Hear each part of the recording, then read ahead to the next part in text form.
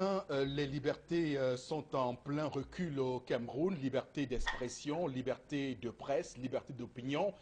Le Cameroun se plonge évidemment dans l'inconnu à travers ce qu'on pourrait appeler un tournant dans la profession de journalisme dans ce pays. Que fait une journaliste de Equinox Télévision en prison ce matin? Que fait la liberté d'expression en prison? Que fait Mimefo en prison ce matin? Notre collègue donc a passé sa première nuit à la prison centrale de Newbel. Elle a été écrouée et mise sous mandat de dépôt, menottée comme un vulgaire bandit de grand chemin.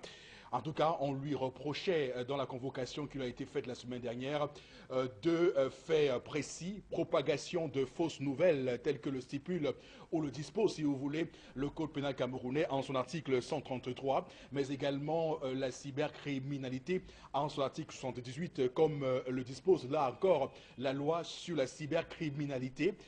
Deux infractions qui ont été mutées, qui ont muté tard hier, avec évidemment désormais l'atteinte à la sûreté de l'État et surtout la violation du secret défense. On s'attend à ce que également ça puisse changer au cours de la journée puisque le Cameroun, comme on le voit aujourd'hui, est dans une période charnière de son histoire. On se rappelle de tous ces grands hommes, de toutes ces lumières journalistiques qui ont eux aussi, ou elles aussi, fait la prison. On pense ici à Pius Ndiawe, à M. Tchunke Sévérin, à toutes ces personnes brillantes qui ont subi donc le courroux, la répression, la violence contre ce métier. On en parle ce matin parce que ce qui est reproché à notre collègue ce matin n'est ni plus ou moins autre chose que d'avoir fait son métier comme le prévoit la charte de Munich de 1971 qui évidemment encadre la profession de journaliste. On parle aussi et là d'une loi camerounaise de 90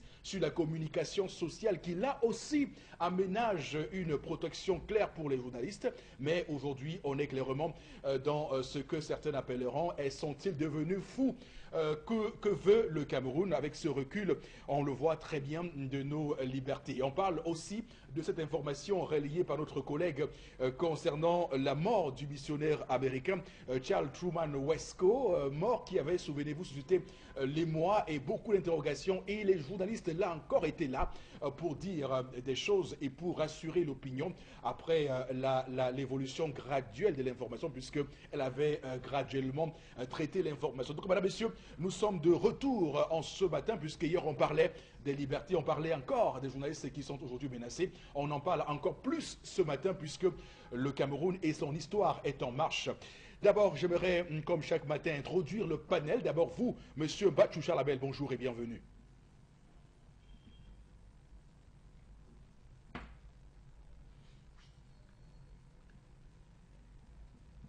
Voilà, un silence, un blackout qui montre évidemment le courroux que nous avons, l'indignation qu'on doit avoir ce matin face à cette violation de la liberté de la presse. On va également ce matin introduire Karine Sontia, bonjour. Bonjour Eric Fopossi, bonjour aux téléspectateurs. C'est très triste ce que nous vivons depuis hier soir, 23 h par là.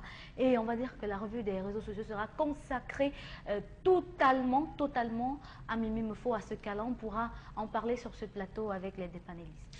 Tout à fait. Tout à l'heure à 11 h, nous ferons évidemment cas de cela, tout comme on le fera avant, au cours de l'émission.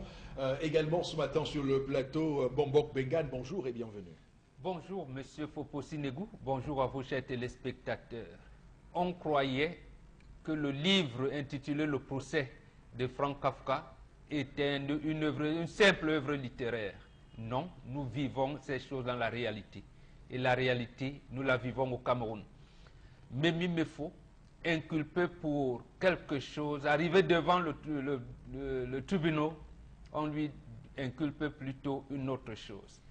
Peut-être même qu'au cours de la journée, on nous dira que son procès sera au même moment que Sissoko Ayoutabé. On ne sait jamais dans ce pays. Merci. Absolument. Donc on aura l'occasion, madame, messieurs, d'y revenir parce que la profession est, comme vous le voyez, actuellement menacée au Cameroun. Je rappelle que pendant que l'on parle, Joseph Olingandoa, notre confrère de Le Messager, est actuellement devant le tribunal à Bafoussam pour évidemment répondre de faits concernant outrage à fonctionnaires, mais également rébellion simple, alors qu'au départ on parlait d'actes d'atteinte de terrorisme, dont désormais tout cela a également muté. On pense aussi à Michel Biemton, notre confrère, lui aussi actuellement incarcéré, détenu à Yaoundé. On pense aussi à tous ces journalistes qui meurent au quotidien, soit empoisonnés, soit pris dans un guet-apens dans le cadre de leur fonction ou parce qu'ils auraient livré des vérités sur des uns et les autres et qui subissent des représailles par des morts. On le voit très bien à travers le monde, mais également par des cas comme celui Kota au Cameroun, souvenez-vous, et de Puce Ndiawe, toutes ces personnes qui sont parties. Donc on a aujourd'hui ce matin le cœur serré pour le dire et le dénoncer. Beaucoup disent que pour cela, les journalistes doivent aujourd'hui faire blackout et faire écran noir pour ne pas exercer le métier. Non, c'est ce que ils veulent qu'on se taise à jamais, mais nous ne ferons pas ça. Nous resterons forts. Nous resterons forts parce que la liberté est plus forte que la répression. L'histoire du monde est là pour nous montrer, quels que soient les siècles, quel que soit le temps qui passe, la liberté finit toujours par avec tout ce qu'il y a eu comme domination, comme répression dans le monde. Au final, quel que soit le temps, quels que soient les hommes, au final, la liberté a réussi à prendre le pas sur la répression. Madame, monsieur, on va démarrer l'émission de ce matin tout en vous remerciant infiniment de conserver votre confiance à notre chaîne de télévision. On va introduire l'histoire du jour de Tendance Cogne, la voyageuse. Bonjour et bienvenue. Le jour n'est pas bon de mon côté, Eric. Le jour devait être bon que Mimi me fasse dormir ou avant que moi j'ai dormi ou je n'ai pas dormi. Et je vais encore dire à tous ceux qui m'écrivent dans mon inbox Facebook Tendance que ouais, Mimi me fait faire quoi? Elle est où? Ça se passe comment? C'est comme vous-même vous avez vu là. C'est comme Equinox a dit là. Même ce que Eric a dit. Depuis toujours, Eric dit qu'on l'a interpellé là-bas chez le Ketou. C'est comme vous avez entendu. Alors, on l'a interpellée. Elle est menacée parce qu'on l'accuse d'avoir propagé des fausses nouvelles. Je rappelle que dans ce pays, des gens ont dit que le président de certains pays est mort et ces personnes ne sont pas inquiétées. Voilà, c'est pour ça que quand tu me dis bonjour, je vais te répondre comment. Pendant que je me couche, je dors. Pendant que me faut coucher quelque part où on ne dort même pas. Non, je ne peux pas dormir. Tout le monde va aller en prison parce que moi, je vais aller à Nebel. Comment? C'est une partie de moi qui part comme ça, Eric. Oh! Ce matin, je vais dire à Mbombo qu'on a chassé une femme enceinte à Bapuantou. Bapuantou, on met une femme enceinte dehors.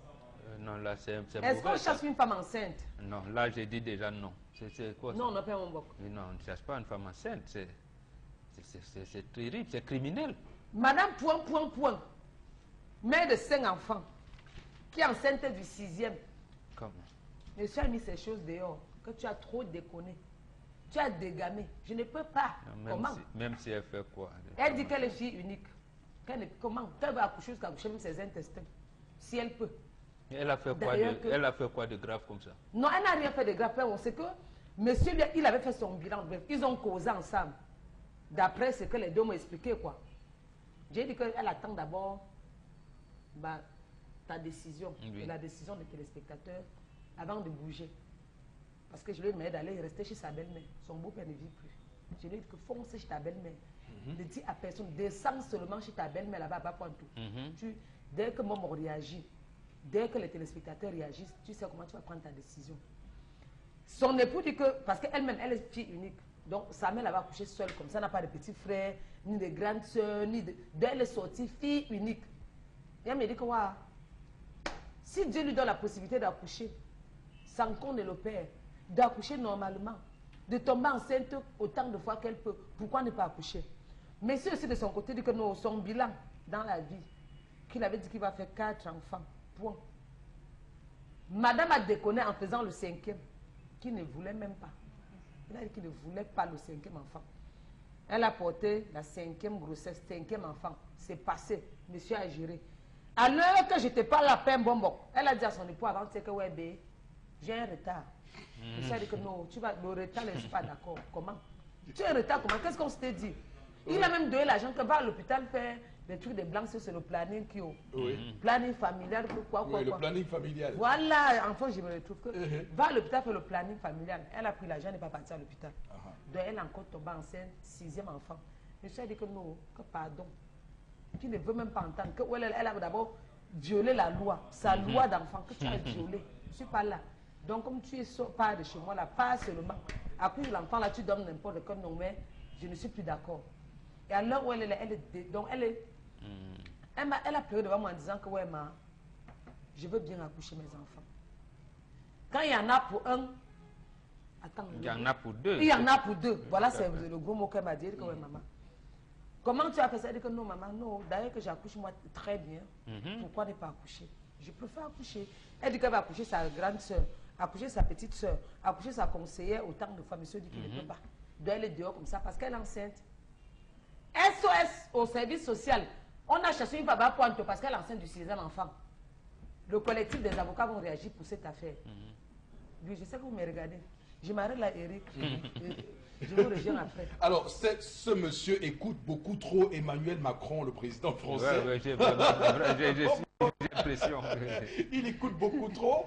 J'imagine même qu'il est abonné à sa page Facebook et Twitter parce que Emmanuel Macron, chaque fois lorsqu'il a l'occasion, il ne cesse de taper sur ces femmes qui accouchent, voire 7, 8, 10 enfants. Il estime que ces femmes le font parce qu'elles ne sont pas à l'école, parce qu'elles sont les plus bêtes de la terre, parce qu'elles sont les plus feignantes.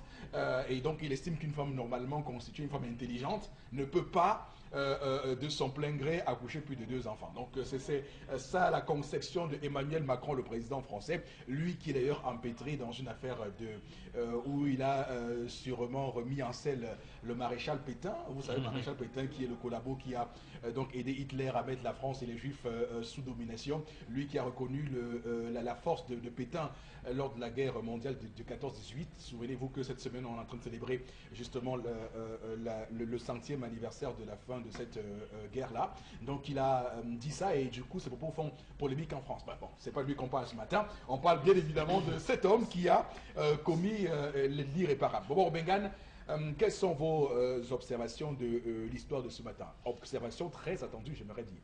Cet homme est le pur produit du renouveau camerounais. C'est-à-dire que nous avons ratifié les conventions internationales. Et au Cameroun, nous faisons des lois qui n'obéissent pas à ces conventions-là. Absolument. Voilà. Voilà un monsieur, il sait que l'Afrique a ses lois. Il n'y a de richesse que d'hommes. Il sait qu'il a épousé une femme qui est enfant unique. Ça veut dire qu'en fait, que la loi, à ce moment-là, qui prime sur les lois individuelles, c'est que vous devez avoir des enfants. Mais lui, il vient faire sa loi propre, exactement comme le régime du renouveau, en disant que moi, j'ai seulement besoin de 4. Et la chance, comme je dis, même le président du renouveau n'arrive pas à saisir les chances. Et effectivement, lui aussi. Il a même une épouse qui apparemment est fidèle. Il dit que mes enfants, je vais les avoir avec mon mari. Mais comme je suis fille unique, il faut que j'ai des enfants pour laisser une grande famille. Et là où le monsieur trouve normal, exactement comme les dirigeants de ce pays, pour dire que, mais madame, vous avez transgressé la loi. Alors que la loi supra voudrait qu'on ait beaucoup d'enfants. Absolument. Voilà, exactement. C'est pour ça que j'ai voulu prendre cette image pour qu'on se comprenne. comprenne. Et l'autre, j'allais dire, bonne action qu'a posée cette femme, elle part chez sa belle-mère. Voilà, une femme qui a tout pour ce que nous voulons. Mais vraiment, moi j'aurais même... Voilà, bon, d'accord, bon. Voilà un homme heureux. Et comme disait Basekba Kobio pour le président Paul Biya, parce que Basekba Kobio a accordé une interview un jour au journal Mutation, il disait que le président Biya est le Camerounais le plus chanceux. Il n'a jamais vu un Camerounais aussi chanceux que lui. Voilà. C'est-à-dire que la nature lui offre les portes de sortie honorables, mais lui fait tout pour essayer de dérober de ces portes-là. Donc la nature offre toutes les chances du monde et lui dit que non, vraiment, la chance, là, je n'en ai pas besoin. Donc c'est une histoire vraiment rocambolesque. J'ai dit à cette femme, non, comme une femme enceinte ne doit pas développer le stress, ne doit pas, tu es sur la bonne voie, ma fille, et tu as bien fait d'aller chez ta belle-mère, laisse, c'est votre mari qui est hors du commun, qui n'est pas sur le chemin, va rester, si c'est même possible, d'avoir vos enfants, parce que je comprends que là, le problème sera les enfants que vous avez laissés là-bas et ici, et que peut-être que votre belle-mère puisse ramener son fils à de meilleurs sentiments, parce qu'il ne faudrait pas que vous développiez le stress et tout. Donc, bonne action. Bonne action. Voilà, Donc, elle doit rester chez sa belle-mère. Chez sa belle-mère, et je suis sûr que sa belle-mère, connaissant ce cours, ce que je viens de développer là, va sûrement l'amener. Parce que lorsqu'une femme est enceinte, en fait, on ne fait plus de palabres. Même si vous arrivez d'enceinte une femme, dès lors, même si vous n'êtes pas marié, dès lors qu'on sait qu'elle est enceinte, on arrête tout. On arrête. C'est pourquoi on ne dote pas les femmes enceintes. On ne dote pas les femmes enceintes. Donc on arrête tout. On commence à l'encadrer. Excusez le terme. On la déifie même parce qu'elle donne la vie. Elle est comparable là à une déesse. C'est ça l'expression de déesse. C'est là la provenance de l'expression déesse. Donc elle donne la vie. Donc on encadre chaque fois une femme qui donne la vie. Et surtout, comme celle-ci, elle est dans, j'allais dire, dans ce qu'on recommande comme norme sociale à observer. Alors, Karine Santia, que pensez-vous de l'histoire de ce matin, du comportement de ce monsieur et de la réaction de la dame? J'aimerais bien dire que ce matin, enfin, on a eu un homme occidentalisé qui applique la théorie de la limitation de naissance sans connaître ce qui se passe autour de lui. Il a une femme qui n'a pas de frère ni de sœur. Et peut-être que lui, il en a, mais elle n'a pas eu la chance d'en avoir. C'est vrai que sa belle famille, c'est aussi sa famille. Mais elle aimerait avoir des enfants avec qui elle pourra partager tout ce qu'elle n'a pas pu partager avec ses frères. Donc c'est une femme qui est sociable, elle est sociale et elle est nécessaire pour la société. On veut maintenant nous faire croire que les hommes, la limitation des naissances est la règle naturelle pour vivre en société. Ça, c'est faux et archi faux. Il y a des gens qui ont un seul enfant, mais qui cherchent le deuxième fatigué, ils ne trouvent pas. Il y a des gens qui ont deux, mais qui veulent avoir quatre. Ils n'en trouvent pas. Il y a des gens qui n'en ont même pas, ils n'en trouvent pas. Voilà un monsieur qui a la chance d'avoir jusqu'à 5, et le sixième est dans le ventre, il met dehors. C'est pour qu'elle aille où? Avec sa grossesse. Parce que de toutes les façons, on sait que la grossesse, le moment de grossesse d'une femme est le moment le plus sensible de sa vie. C'est à ce moment-là que soit en donnant la vie, elle peut perdre la vie, soit en gardant la vie en elle, elle peut perdre la vie. Du coup, elle n'a pas besoin du stress, comme l'a dit Bonbon, mais on a là affaire à un homme irresponsable, qui est même égoïste à la limite. Il ne pense qu'à lui et à ses dépenses qu'il va faire de ses poches. C'est-à-dire, je vais payer l'école de l'enfant avec quoi, je vais payer ceci avec quoi. Si on savait tout ce que les hommes devaient faire de leurs enfants aujourd'hui, personne ne mettrait au monde un enfant dans le genre de Cameroun que nous vivons. Parce qu'on dit en Afrique que la nature elle-même s'occupe de ces produits. C'est-à-dire quoi? Un monsieur qui est pauvre, qui n'a pas de travail fixe, qui peut-être, il fait peut-être son pouce-pouce, je dis ça, je ne dis rien, mais il a plusieurs enfants et vous voyez, chaque enfant réussit à partir à l'école avec un bout de pain dans le sac. C'est-à-dire quoi? Il élève ses enfants à son niveau. Maintenant, là, on a affaire à un monsieur qui, visiblement, n'est pas dans ce cas-là, mais qui quand même décide de limiter ses naissances. Ok, si tu décides cela sans l'accord de ta femme, c'est elle qui donne la vie. Arrête alors de passer la nuit avec elle. Là, tu ne pourras pas faire d'enfant. D'accord. Belle conclusion. Arrête de passer la nuit avec elle. D'ailleurs, pour corroborer vos propos, Karine Santia, il faut dire que les oiseaux du ciel ne meurent pas de faim. Donc, combien de fois nous les hommes sur Terre? Alors, Charles Lamel, sur l'histoire de ce matin, que dites-vous? Monsieur Eric Fopoussi, permettez-moi de dire que le combat continue. Une fois que je dis ça, vous n'avez rien dit. Je dis, le combat continue. Bien sûr. Encore plus fort d'ailleurs. Encore plus fort. les yeux dans les yeux. Encore plus déterminé. Monsieur Eric Fopoussi, cette femme est têtue comme un âne. Et je pèse mes mots. Vous la condamnez? Je ne la condamne pas, je la crucifie. J'emploie l'expression, vous avez dit vous la condamnez, j'ai dit je la crucifie. Pourquoi je le fais, monsieur Eric Fopoussi? Parce que cette femme est égoïste et égocentrique. Elle ne pense qu'à une seule personne, elle. Rien que elle, et encore elle. Il n'y a de bonheur que son bonheur. Son bonheur n'est pas associatif. Son bonheur est individuel. Les enfants sont les enfants de qui alors? Monsieur Eric Fopoussi, quel est le rôle de l'homme dans le foyer? Si ce n'est de tout planifier, tout organiser. Je bénis cet homme qui a dit je veux 4. Le 5e est arrivé, il a dit je pardonne. Je prends. Mais rassure-toi, je n'accepterai plus. Voilà un homme qui a de la pointe, de la niaque. Il a dit à sa femme, je prends.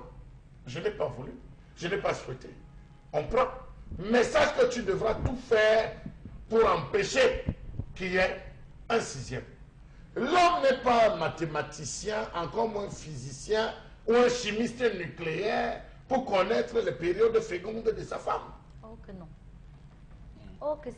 Non, mais La femme, à votre Non, oh que si. alors je pourrais dire que l'homme a donné l'argent à la Oh femme que si. d'aller à l'hôpital J'en faire du viens. planning familial J'en et viens. même pourquoi pas utiliser des méthodes de contraception monsieur, il faut qu'on connaît que tous. j'en viens. Oui, allez-y. Non, c'est J'en pour viens. dire à Karine Sontia qui veut Oh à que vous si, contredire, non. que Allez-y. pour compléter l'information, Allez-y. pour que vous ayez les éléments. Monsieur Eric Fopoussi, je dis que la femme connaît mieux que quiconque sa période féconde.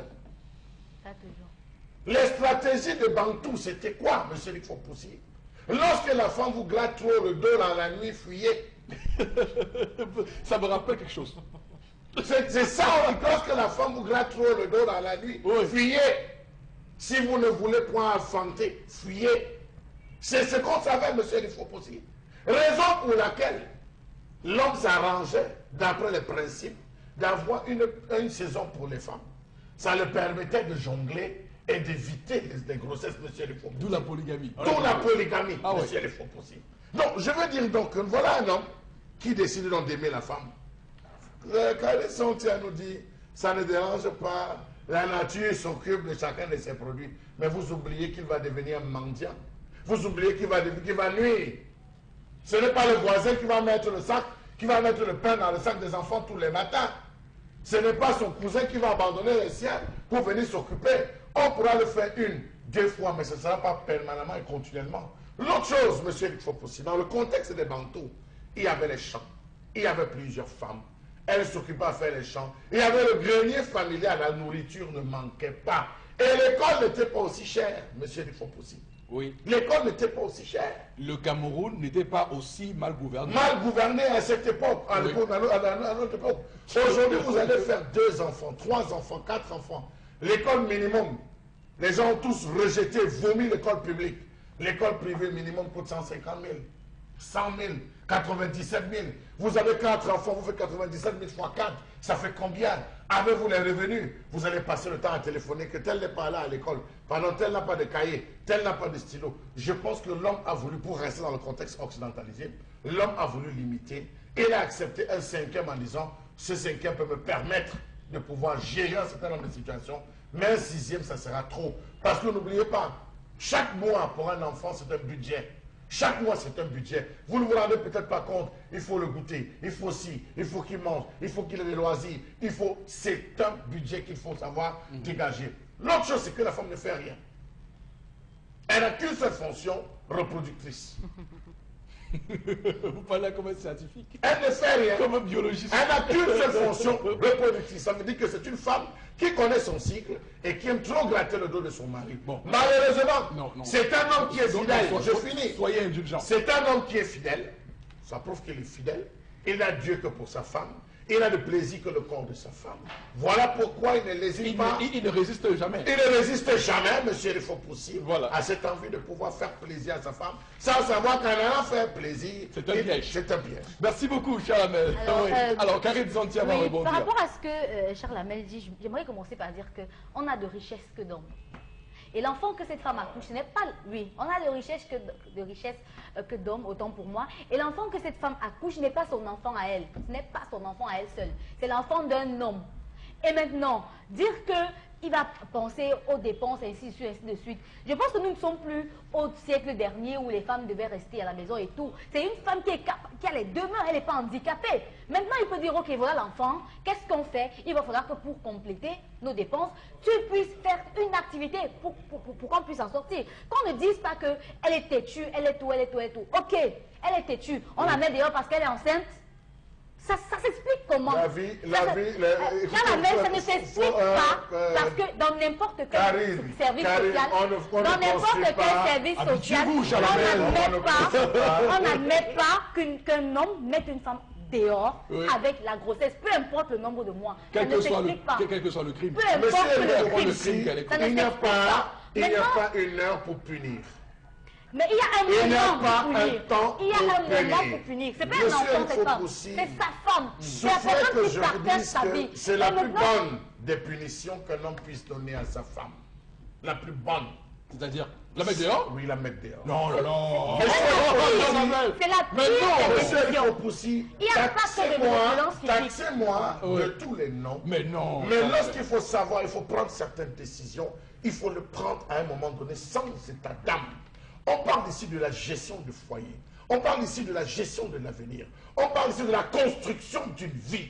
On ne parle pas de l'histoire de copains, de copines. On parle de l'histoire du sentimentalisme. Le sentimentalisme, c'est avant le mariage. Lorsqu'on se marie, ça devient la logique. Arrêtez-moi votre histoire où on dit que dans le mariage, c'est le sentimentalisme. Madame est montée. Oh, j'ai égaré l'argent de la construction du terrain parce qu'il y a l'amour. On pardonne. Oh, j'ai perdu ça. Arrêtez ça. Arrêtez ça. On parle de la vie. Mais ça, c'est quoi? Elle fait un avortement? Chez moi, j'ai dit 4. Monsieur, il faut aussi, j'ai dit 4. D'accord. Monsieur, il faut Elle ne fait pas l'enfant. Si je dis que chez moi, je ferme ma porte à 20h, c'est 20h. Vous arrivez à 20h05, vous dormez dehors. C'est une règle. Ou je suis l'homme, ou je ne suis pas l'homme. C'est une question de poigne dans son foyer. Alors vous n'allez pas dire, parce que le 6e va appeler le 7e. Le 7e va appeler le 8e, si elle a des reins solides. Alors, monsieur, il faut pousser. Vous allez vous retrouver avec une équipe de handball à la maison. Donc, il sera difficile de nourrir. Il sera difficile d'avoir à l'école. Il sera difficile de soigner. Et la femme sera là dedans de dire, je vais faire comment? Voilà votre droit à refuser d'envoyer les enfants à l'école. Regardez, il y a une femme enceinte et qui sait que c'est sa 6e grossesse. Donc, elle est la plus risquée de toutes les grossesses qu'elle a eues. Qui vous a dit si elle a 14 ans? Excusez-moi, même à l'hôpital, après avoir fait 6 grossesses, dans certains hôpitaux, je vais vous raconter une petite histoire. Dans certains hôpitaux, quand une femme accouche autant d'enfants dans le même hôpital, le dernier enfant qui arrive peut-être 5e ou 6e, on empêche les prochaines grossesses. Ma grand-mère fait 10. Je ne sais pas trop ce qu'on Ma fait. grand-mère fait 10. On n'est pas dans cette époque. Je parle de maintenant. Laissez vos histoires d'époque. Je parle de maintenant. Laissez vos histoires d'époque. Je ne suis pas dans l'époque. Je suis en train de parler d'un fait. Non, mais finalement, Chalamel, il faut savoir quel est votre argument. Vous ne pouvez pas une seconde. Non, vous pouvez une seconde dire qu'il faut limiter la grossesse. Non, attention. Chalamel et Karine. On ne mange pas ce qu'on mangeait avant. On ne vit pas les grossesses de la manière qu'on vivait avant. Les enfants naissent aujourd'hui de manière différente. Il y a une femme qui va faire 10 grossesses, elle n'aura pas de problème. Mais il y a une femme qui va faire une seule grossesse, elle sera à risque. D'accord, c'est compris. On ne s'inquiète pas peut-être que cette femme a même une grossesse extra-utérine. On ne s'inquiète pas de ça. On met dehors. Non. Parce que quand vous nous emmenez dans le patriarchisme, on fait comment? On explique. D'accord, merci. Le patriarchisme. Oui. C'est chaud. Alors, c'est très chaud sur ce plateau. C'est du débat. Oui, Thanos. Yes. Donc, si j'ai la possibilité de pondre mes enfants comme je peux pas leur pondre. Karine, il faut répondre à Karine. Papa, tu peux dormir. Si tu as la possibilité, oui, si j'ai la possibilité, donc je ne dois pas accoucher parce que monsieur a dit que... Merci, Thanos. C'est pour le bien du peuple. C'est pour mon bien, c'est pour ton bien. À nos jours ci même, l'homme propose, Dieu dispose. Tu dis, oui, tu as décidé que tu vas faire 4. Maintenant, quand tu accouches le premier, le deuxième, 4 enfants, tu as réservé l'enfant de la mort. Non, la vie nous réserve tant de surprises. Ah bon? Réserve l'enfant qui va vouloir ta mort demain, qui va être peut-être délinquant. L'enfant qui va mourir avant de... avant son jour. Alors les enfants meurent plus que les parents. J'accouche moi jusqu'à pour moi vient. Qu'un homme ouvre sa bouche au dit pour dire que tu as violé la loi. Tu es procureur de la République. Qu'est-ce que tu sais de la loi? Tu es avocat. Tu es magistrat ou tu es commissaire, tu es commandant. Ah, bah alors, quand vous faites ça, ça veut dire que vous avez enceinté les filles dehors. Maintenant, pour dire que madame, on vous connaît. Quand vous avez les enfants dehors, ça donne ça. Comment? J'ai pas vu cela venir. J'ai pas vu cela venir. Non. Que je me réveille matin par amour pour mon époux, je conçois, il refuse. Oui. Sachez que quand une fille vit déjà avec un homme, surtout qu'elle est féconde, elle ne peut pas éviter la grossesse. Oui. Même Tu le ne stérilet, peux les pas limites. éviter la grossesse quand tu vis avec un homme et que tu es féconde. Pour un homme qui ne veut plus faire d'enfant, il y a les présos. Pourquoi pas? Et je vais même d'abord utiliser le préso avec mon mari. Pourquoi? Tu es mon frère. Tu n'es pas mon frère. Tu es mon époux. Si tu viens dans le foyer accoucher.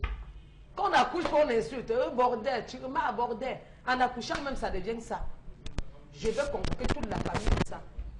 Maman, ce que Bapoual devait être au courant, je descends de voir la chefferie. Je ne vais pas voir le chef. Je descends au carrefour où ton jeu s'assoit. Non, laisse. Elle est déjà allée chez sa belle-mère. Elle va s'occuper du reste. Ce n'est pas la femme enceinte de disposer. C'est moi qui accouche, toi qui accouche, là. papa. C'est moi qui accouche. C'est toi qui portes. C'est moi qui porte. C'est pas toi qui demandes le kaolin tous les jours. Quand j'ai les envies d'une femme enceinte, les envies d'une femme enceinte, c'est tout moi. Les masques de la grossesse, c'est tout moi. Que me veux-tu? Si tu n'avais pas accouché, tu allais dire que tu as enlevé tous tes enfants dans ton ventre. Et chaque jour, je cogne dans le seau. Et tape dans le seau. Maintenant, en accouchant, c'est tous les problèmes. Vous aimez trop les problèmes où il ne faut pas. Laisse ta femme accoucher. En quoi est-ce que ce qu'il a dit est mauvais? De demander à C'est sa mauvais. femme de faire 4, d'accepter le 5e mauvais. et de dire ne viens pas avec Sur le les 4, il En quoi où est le problème? Elle est déjà Le enceinte, problème, pas. c'est que cet C'est homme pas demain qu'elle sera n'est pas un bantou. Il sort peut-être de l'école de la même écurie que Macron. Les gens qui ont fréquenté même les... C'est un macroniste. Ouais, c'est un C'est un macroniste. Pour reprendre ici Puisque, en fait, les propos de la première idée qui vient, Oui. qui sous-tend la polygamie, c'est qu'il n'y a de richesse que d'hommes. Que d'hommes. Maintenant, vous avez une femme qui peut vous donner au même niveau que 3 ou 4 femmes. Et vous vous énervez. Vraiment, Ce On n'est est pas... parti sur Et le nous principe sommes- de l'occidentalisation. nous C'est sommes un en article Non, il faut donc le condamner. Non, c'est sur le principe. Et il faut le de condamner. Il Non. faut le Et condamner. nous sommes en Afrique. Quand Il tu ne n'approches doit C'est pas, sur le principe Nous de sommes- l'occidentalisation. nous sommes en Afrique. Quand une femme, dans un foyer, la femme doit accoucher, faire des enfants. Parce que quand tu te maries, quand tu fais 2 ans sans enfants, c'est tout. Soit c'est la belle-mère qui va appeler pour dire qu'elle ne crache pas encore. Ouais, elle n'a pas encore dit qu'elle va marier Si le père de cet Elle n'a pas homme encore est dit décédé, c'est sûr qu'il va voir son père la nuit.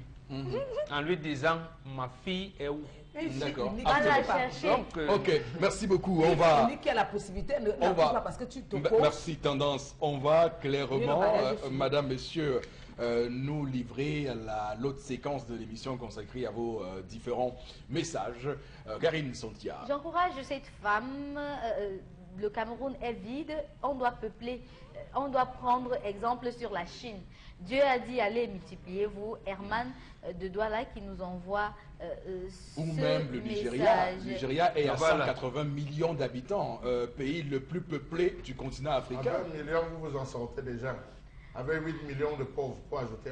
mais justement, Ah, d'accord. on est pauvre parce qu'on n'est pas nombreux. Voilà. Si on était nombreux, peut-être on aurait renversé le corps électoral dernièrement. Dernièrement, on aurait voté Voilà. beaucoup plus. Voilà. On n'accouche pas pour accoucher, il faut aussi s'en occuper. 4 enfants, c'est déjà très bon. On Ça, s'en l'amour occupe. n'est pas- On dit le lit du pauvre est fécond. Alors, quand on N'est-ce dit pas le lit du péjoratif, ça? pauvre, Mais bon, non. N'est-ce pas péjoratif quand on dit- Justement parce qu'il n'y a de richesse que d'hommes. Donc c'est le pauvre Voilà. qui sait ce qu'on appelle la richesse. Ah d'accord, ok. C'est le pauvre qui sait donc Oui. accoucher, Entendu autant comme ça, que, oui. accoucher autant que vous voulez. Et si la mort, Que vous pouvez. l'enfant de la mort qui dit, attends quelques secondes mon père, l'enfant de la mort qui dit, ça veut dire quoi? Si tu accouches et que l'autre, peut-être 2 meurent, tu vas dire que ouais, je regarde les autres aussi pour oublier. Pas que tu accouches une fois, si tous les 4 là pas te froid, tu deviens une femme qui n'a Ouais, pas ouais, avec accouché. le choléra que vous Oui, fermez, que je vous ne fermez vois pas les enfants maintenant de la partout. mort. Le monsieur n'avait pas le droit de mettre sa femme dehors. Lui aussi pouvait prendre ses précautions, Michel, depuis Obili, Merci. un autre... Nul ne peut se prévaloir de sa propre turpitude. Oui. Voilà. Je pense que cette femme devait faire un planning familial pour éviter les problèmes de ce genre. Le message n'est pas signé. Chacun est responsable de ses actes. Un message non signé. Pérez de Damas, il faut fendre la poire en deux. L'homme a un peu raison, mais il faut qu'il se calme et emmène lui-même sa femme pour faire le planning familial. Voilà, absolument. La, Un dernier la message. famille, c'est la responsabilité de l'homme. Cette femme est égoïste et égocentrique. Camille Bernard qui envoie le message. D'accord. Merci beaucoup à vous, hein, chers téléspectateurs, pour vos nombreux messages et surtout vos encouragements à la chaîne Equinox Télévision. On vous sait voilà, préoccupé par ce qui se passe à Equinox depuis hier. On va, madame, monsieur, poursuivre cette émission avec la colère de Charles Armel.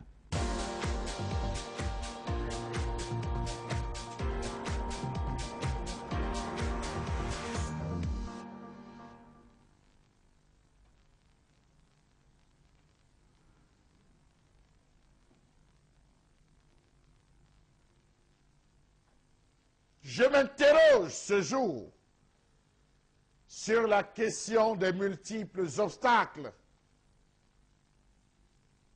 au développement de la filière porcine dans ce pays. Et je salue au passage la mémoire d'Amadjoda Adjoudi, ministre de l'élevage, décédé à Paris à l'âge de 81 ans, ou si vous voulez, ancien ministre. J'espère que de là où vous êtes, vous verrez, monsieur le ministre, ce que vous avez fait et ce que vous n'avez point fait. D'ailleurs, on en parle. Quel est le rôle du programme de développement de la filière porcine, logée à la bonne enseigne au ministère de l'élevage, des pêches et des industries animales? Savez-vous que près de 60 millions d'indemnisations après l'abattage suite à la peste porcine en 2010 avaient été détournées par les responsables du Minépia Nord pour ce qui était de la filière porcine? On parle de la filière porcine, une filière qui rapporte énormément de l'argent, mais une filière abandonnée. Où est passé l'argent destiné à la relance de la filière porcine dans ce pays? Comment comprendre que la filière porcine soit des plus abandonnées dans ce pays où la consommation de porc ne cesse d'augmenter? Au Nigeria, on bat tous les records de consommation de porc. En Guinée équatoriale, le porc a atteint le summum parce qu'ils en mangent. En Centrafrique, c'est devenu une religion pour ceux des chrétiens. Le porc est la viande très aimée après le bœuf. Savez-vous que le Cameroun produit environ 30 000 tonnes de viande de porc par an, alors que la demande qui va croissante chaque année était de 47 000 tonnes il y a 2 ans. Aujourd'hui, on s'est retrouvé à 30 000 tonnes de viande de porc consommée. Savez-vous que la vente de porc au Cameroun génère près de 65 milliards de francs CFA l'an? Chaque année, on a 65 milliards à la vente de porc. Comment comprendre ces financements obscurs de cette filière qui, au lieu de booster la production, se retrouve plutôt à la plomber? Comment comprendre que le gouvernement des éleveurs ne s'est point encore attardé sur les multiples détournements décriés par les éleveurs de porc? Demandez à la Confédération des acteurs de la filière porcine du Nord où est passé les 42 millions de francs CFA alloués par le gouvernement dans le projet de relance de la filière porcine. Savez-vous par exemple que les activités de la Pono sont plombées depuis janvier 2011 par des luttes intestines?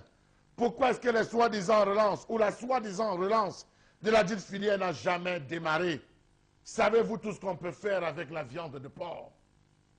Savez-vous quels sont les produits dérivés de la viande de porc? Ça a développé la Chine, premier consommateur mondial de la viande de porc. Ils en mangent, les Chinois. Faites un tour dans notre Chine, Chinatown. Vous allez voir comment ils achètent les porcs. Beau regard pour consommer. Quel est le rôle du ministère de l'élevage dans cette danse de vautours où l'on annonce de gros scandales financiers dans certaines régions de ce pays? Comment comprendre que l'élevage des porcs soit encore pratiqué de nos jours au sein de la plupart des exploitations familiales de manière généralement extensive? Logement sommaire, alimentation basée sur la divagation des animaux et la valorisation des déchets agricoles ou ménagers, rareté ou inadéquation des soins vétérinaires. Faites un tour à Makepe Misoke, Mabanda, pour voir comment est-ce qu'on élève les porcs là-bas, et vous comprendrez de quoi je parle lorsque je parle du mal-être de la filière porcine dans ce pays. Le combat continue. Le combat continue et surtout le projet Agropole qui était censé d'ailleurs permettre qu'on y voie plus clair dans cette affaire.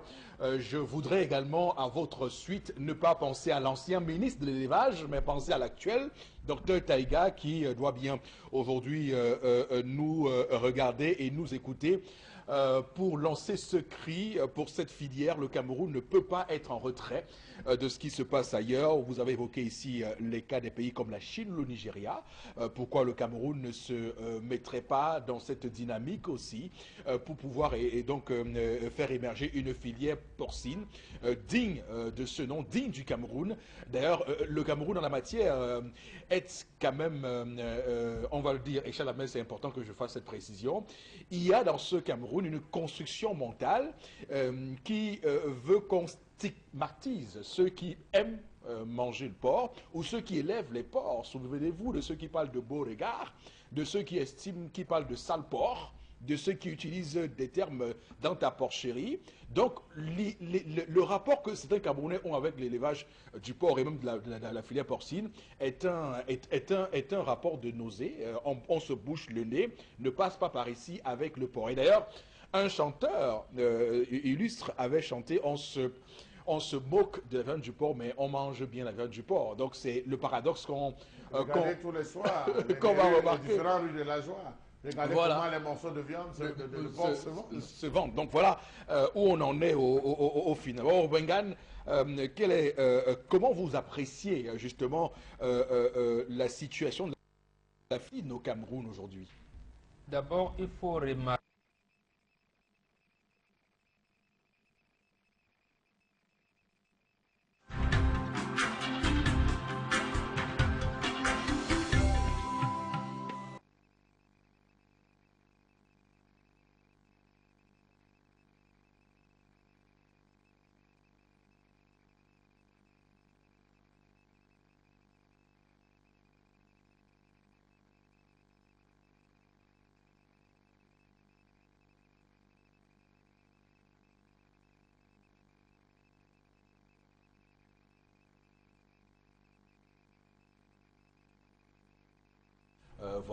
nous enlever l'énergie électrique ou bien nos faisceaux. Donc il faut bien sûr, connaissant comment le pays fonctionne, donc il faut bien qu'on ne soit pas surpris qu'on ait des inconvénients ou des choses indépendantes de notre volonté sur le plan technique qui ne nous permettent pas d'évoquer ce sujet à 11h. Mais vous pouvez continuer. J'ai dit jusqu'en 2010, c'est-à-dire qu'il y a 8 ans, le porc n'existait presque plus au Cameroun parce que le système de croisement qui obéit au même système de croisement que l'homme. Parce que lorsqu'on vous dit qu'il existe l'inceste, oui. Pourquoi on condamne l'inceste? Parce que lorsque vous entretenez les rapports intimes avec votre soeur, votre cousine, vous avez les mêmes gènes et ça va bloquer la reproduction. Tout à fait. Et le porc est dans ce système. Et les variétés de porc au Cameroun étaient arrivées donc à un système où il n'y avait plus de reproduction. On était obligé malheureusement d'aller acheter les espèces de porc en France. Toujours la France. Donc c'est la France. Encore la France. Oui, encore la France. Voilà. Qui nous a donné, j'allais dire, de continuer, de stimuler la production de porc que nous avons aujourd'hui. Premier point. C'est pour dire quoi? Pour dire qu'il n'y a pas de politique en matière de sport. Et c'est bien fait. Il est décédé par son âme. Mais Amadou Adjoudi, médecin vétérinaire, tout comme Dr Taïga qui est là, oui. Je vous en prie, c'est eux qui ont capoté, qui ont tué le système-là. Bon, pas Amadou en tant qu'individu, oui. Mais il appartient à un système qui n'a pas voulu générer ce qu'on appelle, j'allais dire, l'agro-industrie, parce que l'élevage s'accompagne avec l'agriculture. C'est pour cette raison que dans les pays sérieux, les professions vétérinaires sont encadrées par le ministre en charge de l'agriculture. Vous dites bien les pays sérieux. Les pays sérieux, oui. Voilà. Et puisque le Cameroun n'est pas un pays sérieux, les vétérinaires camerounais sont formés au Sénégal pour la plupart. Oui. Et ça date des années. Pourquoi on va au Sénégal? Le Sénégal est un pays sérieux. Oui. Pourquoi les gens sourient à la maison quand on dit pays sérieux? Voilà. Un pays qui a 65 ministères, c'est pas normal. L'autre chose, donc, 70. Donc Aïdjo avait mis en place et qui a été tué par la suite, c'est qu'est-ce qu'on appelle abattoir. En fait, l'abattoir, c'est le développement de l'industrie. Pour le cas du porc, Charles Hamel a parlé de la chair, dont la viande, plus les produits dérivés. Donc, en fait, l'abattoir n'est pas un mouroir. Autant pour le porc que pour le bœuf, on y crée d'autres activités. Vous parlez de saucissons, de pâtés, des de brosses, tout. des Donc, brosses en fait, à chaussures, là. c'est au niveau des abattoirs, c'est à côté des abattoirs qu'on développe ces activités connexes. Oui. Mais il n'y a personne pour y penser au Cameroun. Voilà, finalement. non, puisqu'on tue le porc derrière ma maison, je tue le porc derrière ma maison, et je fais, bon, à peine l'agent vétérinaire qui vient, a-t-il inspecté, n'a-t-il pas inspecté, on vient donc. Andokoti, le vétérinaire vous attend au petit carrefour où, après avoir égorgé votre porc, vous jetez les feuilles de bananier pour vendre. C'est là où le vétérinaire sort pour lui présenter nous le carnet de ce porc mort. Donc en fait, les porcs qu'on vend, il y a même risque dans ce croisement-là, parce que lorsque vous allez élever les porcs, jusqu'à quel niveau il faut diversifier les croisements. Et je rappelle que quand je vais dire ma truie, les gens vont sourire. Le plus souvent, je vais chercher le porc mâle pour venir voilà, pour croiser ma truie à la maison. Oui, absolument. Mais maintenant, au bout de combien de générations de porcs, après avoir accouché combien de fois, puisque les porcs qui vont naître là, les porcs qui vont naître, vont faire quel genre de croisement? Parce que vous risquez justement d'arriver à la limite de la production. Absolument, oui. Donc voilà les choses que nos vétérinaires, je veux dire Amadou Dadoudi, Taïga et tout le monde qui est passé, n'ont pas voulu implémenter dans le gouvernement. Oui, pour que nous les éleveurs, nous sachions comment le faire. C'est dommage parce que même en matière de provente de porc, je pense qu'on fait du surplace au Cameroun. Je pense qu'on va trouver les provents nécessaires pour que l'on puisse élargir nos gammes en termes d'élevage. Nous, on négocie avec les industries brassicoles. Regarde, tu peux me passer combien de sacs là-bas? Voilà. C'est tout. Voilà. Alors, oui, Karine à la suite Sautier. de Mbongbok, j'aimerais rappeler aux Camerounais que chaque Camerounais qui mange de la viande connaît les périodes de vente excessive de porc. C'est-à-dire les fêtes de fin d'année et le 20 mai. Les fêtes de fin d'année et le 20 mai parce que on a transformé cette viande-là comme une viande pour la célébration des festins. Maintenant, vous célébrez des festins avec un animal que vous-même vous considérez comme sale, et ainsi de suite. Donc on a voulu nous faire accepter et nous faire croire que, en fait, le porc en lui-même n'est pas un animal avec lequel on peut vivre. Ou encore le porc en lui-même n'est pas un animal qu'un homme doit garder. C'est-à-dire quoi? Si vous êtes par exemple un éleveur de porc, je vous assure, vous n'aurez plus jamais de voisin à qui vous allez dire bonjour juste parce que votre porcherie lui-même a la laisse. Ok, on ne fait pas les porcheries ou encore les centres d'élevage en pleine ville, mais il y a des zones agrémentées pour faire ce genre de choses. Et les populations n'ont pas d'espace. Même si tu veux demander peut-être un espace qui n'est pas utilisé pour faire ton élevage, on ne va pas te le donner parce qu'il faut acheter. Maintenant, dans un autre cas encore, la viande de porc en elle-même, pas consommée, celle que nous-mêmes nous produisons. Rappelons-nous que nous exportons la viande de porc au Nigeria, nous exportons même en Centrafrique. Alors, ce que nous consommons, c'est quoi? C'est les restes de porc qui viennent peut-être de l'Ouest Cameroun et pas forcément du Grand Nord. Beaucoup. Donc, ça veut dire que, en fait, il y a des secteurs d'activité au Cameroun qu'on a laissés pour préférer engranger le côté du fonctionnaire. D'accord. Alors, Charles Hamel, vous rebondissez également sur votre commentaire. Monsieur Fopoussi, je tiens à préciser aux gens que ceux qui traitent de sale porc, parfois certaines personnes, ne savent pas que le porc est l'animal le plus propre. Ne nettoyez pas votre porcherie un jour. Vous allez voir le soir le porc malade et le lendemain, mort subite. Le porc ne supporte pas la saleté, monsieur Fopoussi. Ça, c'est ce qu'il faut dire. La deuxième chose qu'il faut dire, M. Eric Fopoussi, c'est que ce n'est pas seulement assez fait. Ce qui fait vendre le plus le porc, c'est les dots, M. Eric Fopoussi. Chez l'homme petit, Les porcs non châssis. non, attends, chez l'homme petit, on ne fait pas de fête en 2 jours. Les fêtes, c'est une semaine. Quand l'homme petit dit qu'il veut faire sa fête, c'est une semaine, de lundi à dimanche. Si l'apothéose c'est dimanche, on fait ensuite, on continue. Vous avez différents types de cochons. Vous avez les cochons courts, très aimés pour la dot. Et vous avez les longs groins. Le long groin, c'est celui-là qu'on retrouve sur le marché. Moi, je connais un monsieur qui n'a bâti sa fortune que sur le porc. Permettez-moi de vous le dire. Parce qu'un porc de calibre, c'est dans les 250 000. Bien sûr. 300, 400 000. Bien sûr. Un porc de calibre. Ça engraisse 400 000. Vous vous rendez compte que le porc rivalise même avec le bœuf. Et dépasse même le bœuf. Il y a des dots où, lorsque vous venez prendre une fois, on vous demande 4 porcs, courts, bien marqués. Quand on arrive, la famille, la belle famille, le pèse là. Oui. Oui, la balance. On pèse le porc. Dès que vous arrivez, il est dans les 200, on dit non, non. Ce porc ne On vous suffit est pas. conduit là. Vous êtes conduit. Vous venez. Oui, voilà. Il y a plusieurs types.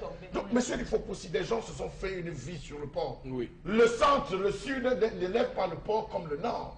Les matières comme le mouvement, tous ces gens consomment du porc, monsieur, il faut aussi. La viande du porc est consommée dans les zones de Guinée.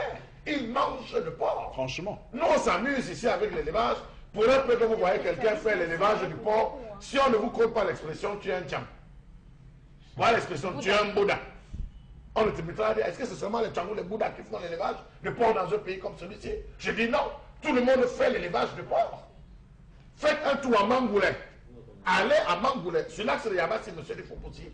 Si jamais il advient que vous voulez doter votre épouse, un jour de doter votre fiancé, faites un tour à Mangoulé, vous allez voir la qualité de porc. Donc, c'est dit que c'est une filière qui se meurt, mais allez regarder, monsieur il faut possible. Les budgets qui sont alloués à cette filière, les budgets sont phénoménaux. Voilà. Les budgets sont de calibre, mais est-ce que les éleveurs, les gîtes des éleveurs de la filière porcine en bénéficient? C'est vraiment That is the question. Alors, tendance. Comment as-tu aimé? Voilà. que j'aime l'oreille du porc. Surtout comment elle s'appelle, c'est ma mort là-bas. Pose ma question et vois. Avec le piment. L'oreille du porc, c'est la mort. Alors, L'oreille et les pattes de porc. tu connais Ou des la gens graisse. qui ont réussi dans la filière porcine, Non, je qui connais. font l'élevage et qui réussissent. Non, je connais quelqu'un qui élevait les porcs à Babsa. Après, on a parlé de la grippe porcine. Donc, comme on a détruit en disant que C'est une non, filière très sensible. on a dit que non, la grippe porcine, oh, ça va contaminer tous les Camerounais. Jusqu'aujourd'hui, ne fait plus dans la bande de porc. Ou encore dans les éleveurs, parce qu'en même temps, ils élevaient, ils revendaient. Et là, il y a les parties du porc que mon père aimait nous donner, la graisse. Parce qu'il était notable à la chifferie. Graisse banane, c'est la mort. Banane malaxée arrachée. Malade, fais-moi mon banane malaxé porc, surtout la graisse, il y a un peu la peau. Ouais, Ouais, Non, tu vas me faire ça le je week-end. vais le week-end viens avec le père. ça a un goût là. Ça, le goût de ça. Et quand tu manges ça à la maison, tu évites qu'on t'appelle au téléphone. Tu mets le téléphone sur silencieux ou mode avion. Tu mets une à côté, tu dis que ça fait ça compte pas. C'est là quoi qu'elle cherchait depuis. Mais et comment, Tu les manges gens, après. comment donc les gens n'arrivent pas à faire en sorte que le gouvernement puisse travailler et développer comme il se doit cette filière Tu demandes porcine? à qui? Si, La filière si porcine tu, se si porte tu racontes, si contre tu Demande à racontes. Achat la main. D'accord. Demande à Achat. En tout cas, on va terminer, madame, monsieur, pour cette première partie de l'émission. Merci infiniment à vous de nous rejoindre sur Equinox Télévision. On va dire définitivement la chaîne du peuple qui, au-delà de l'image, vous rencontre. À tout de suite. Monsieur, sur ce plateau du 10-12, le Zénith Equinox Télévision, comme je vous l'ai dit en fin de première partie, nous sommes définitivement la chaîne du peuple et la chaîne qui, au-delà de l'image, vous rencontre. Et pour cela, donc, nous sommes tous les jours au pouvoir restituer la vérité de ce qui se passe au Cameroun, tout en respectant la charte de Munich de 1971, mais également tous les textes qui encadrent la profession journalisme dans le monde et au Cameroun, puisqu'on a d'ailleurs une loi, celle de 90, sur la communication sociale. Mais on va en parler dans un court instant. Le temps pour nous de prendre quelques messages que vous nous envoyez pour les sujets que nous développons sur ce plateau. Karine Sontia. Ils sont nombreux les messages qui nous arrivent ce matin. En tout cas, par rapport à la colère de Charles Armel. Le temps que, madame, monsieur, vous nous faites donc vos différents messages sur les sujets de ce matin. Je tiens à vous rappeler qu'en court instant, nous ferons la revue des réseaux sociaux. Et cette revue des réseaux sociaux, nous avons le cœur, un cœur pour notre collègue Mimefo qui a passé sa première nuit donc hier à la prison centrale de New-Bel ici à Douala. Elle qui est écrouée et mise sous mandat de dépôt dans cette affaire dont on lui reproche de propagation de fausses nouvelles, mais également cybercriminalité, même si dans la nuit d'hier, il y a eu un changement, il y a eu une mutation des chefs d'accusation. Désormais, on l'accuse d'avoir porté atteinte à la sûreté de l'État, mais également de la violation du secret défense et autres infractions connexes. Donc, on verra tout de suite comment tout cela va se goupiller. Alors, on revient à vous, Karine Sontia. Alors, il y a des messages qui arrivent et concernent plutôt allez-y, oui, avec ces messages de tendance de ce jour. Comment vous parvenez aussi afin d'exposer le problème? Alors, on va arrêter là pour les messages et prendre rapidement la revue des réseaux sociaux tout de suite et maintenant. Alors, revue des réseaux sociaux spéciale, Mimi Mefo, chef service de l'information et présentatrice vedette en langue anglaise du journal de 18h sur Equinox Télévision, placée, menottée sous mandat de dépôt à la prison centrale de New-Bel à 23h hier. La toile est en ébullition, les messages de soutien fusent de partout avec un hashtag Free Mimi. On l'a reconnu dans les reportages en zone anglophone. Au moment où la zone anglophone était en pleine ébullition, Mimi vivre en direct les faits dans cette zone-là. Et aujourd'hui, elle est inculpée pour un chef d'accusation qui n'a pas été impliqué au début. Voilà, donc voilà, monsieur, on va longuement parler de ce sujet sur le plateau du 10-12, le Zénith de ce matin. D'abord, dire clairement que ce matin, le Camerounais et le Cameroun se réveillent avec ce recul de la liberté de la presse, recul de la liberté d'expression. Alors, Charles Abel, je commence par vous. Quelle est votre réaction suite à cette affaire Mimefo? Alors, il faut dire, monsieur Éric Fopoussi, que c'est avec une amertume, et je pèse mes mots, monsieur Éric Fopoussi, que nous vivons je peux dire ce film depuis le début de sa première convocation. On a reporté la première, on a reporté la deuxième, à hier, où il était question qu'elle passe. On se posait toute la question de savoir, mais de quoi est-ce qu'il en retournait? Pourquoi ces multiples reports? Pourquoi ces multiples reports? Qu'est-ce qu'on voulait véritablement faire? C'est vrai qu'il y a, comment on va dire, tout un collège d'avocats qui s'est constitué tout autour de Mimi Mefo au vu des charges qui portaient, en fait, comment on va dire, des chaînes d'accusation portées contre elle, notamment cybercriminalité, propagation de fausses nouvelles et tout. Jusqu'à ce qu'hier, on apprenne qu'elle est, c'est pas un maître à l'ISCOM. À 23h. 23h, au moment où nous vous parlons, les portes de la prison se referment derrière Mimi Mefo. Chérif Fopoussi, j'ai perdu le sommeil. J'ai sauté de mon siège, monsieur Fopoussi, de mon lit, parce que j'étais étalé, j'ai sauté de mon lit. J'ai foncé droit au niveau de la prison de Nemel pour dire, mais qu'est-ce qui se passe? Parce qu'il fallait savoir effectivement ce qui se passe, monsieur Éric Fopoussi. Si on parle de liberté d'expression dans un pays, monsieur Éric Fopoussi, on n'en devait plus en vivre. Nous ne sommes plus dans les années 90, 91, 92. C'était une certaine période où on pouvait comprendre un certain nombre de choses. Encore que... De l'embastillement de la presse. Mais là, on est en plein embastillement de la presse, monsieur Éric Fopoussi. Rappelons-nous les multiples cas. Et là, ça va faire revenir le cas de Jules Koumkoum. Dans quelles circonstances est-il mort? Bibi Gota. Les dossiers sur lesquels je reste d'abord sur Jules Koumkoum. les dossiers sur le directeur de publication, je pensais de la radio Aurore. Je pense bien que c'est la radio Aurore ou Soleil, quelque chose comme ça, qui a été littéralement écrasé, M. Fopussi, alors qu'il travaillait sur une grosse pompe de ce régime où il décriait. Radio Hop. Radio Hop, voilà. Il décriait l'opulence avec laquelle certains ministres vivaient dans cette république. On a eu le cas de Bibi Gota avec Rio Del Rey, le fameux Rio Del Rey, où il a essayé de démontrer un certain nombre de choses, M. Fopussi. Mais est-ce que dans ce pays, on n'a plus le droit de parler? On nous a tout confisqué dans ce pays. N'a-t-on plus le droit de parler, de s'exprimer dans ce pays et d'ailleurs, de dire? Et d'ailleurs, je vous relance pour dire que ce matin encore, j'entendais un aîné dire que au Cameroun, le régime a réussi à mettre à mal les partis politiques, à les faire taire, à faire...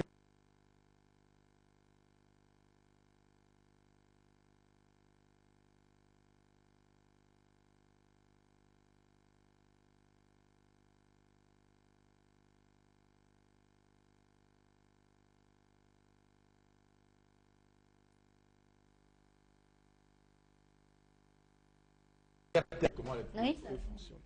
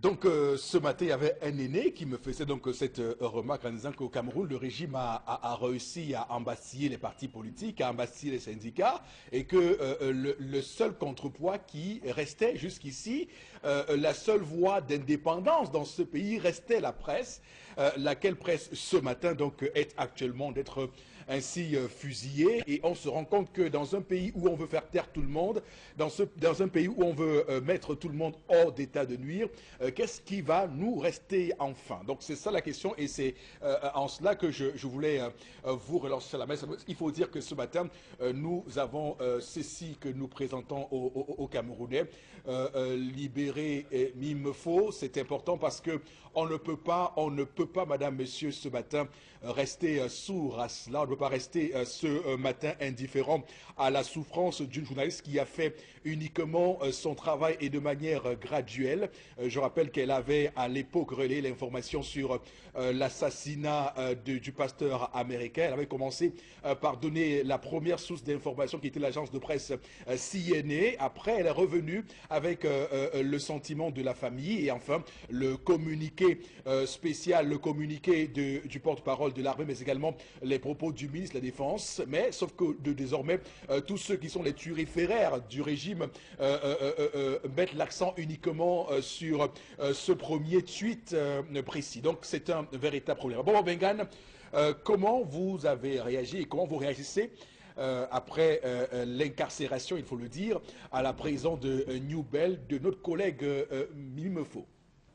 Depuis 2014, avec la promulgation de cette fameuse loi qui soi-disant combat le terrorisme, nous qui avons un certain âge avons dit clairement qu'on est revenu à l'ordonnance de 1962, c'est-à-dire où je pouvais refuser une bière à un policier à la maison et vos taxes de subversion. Vous avez eu, et vous nous parlez toujours, oui, le Cameroun est un état de droit.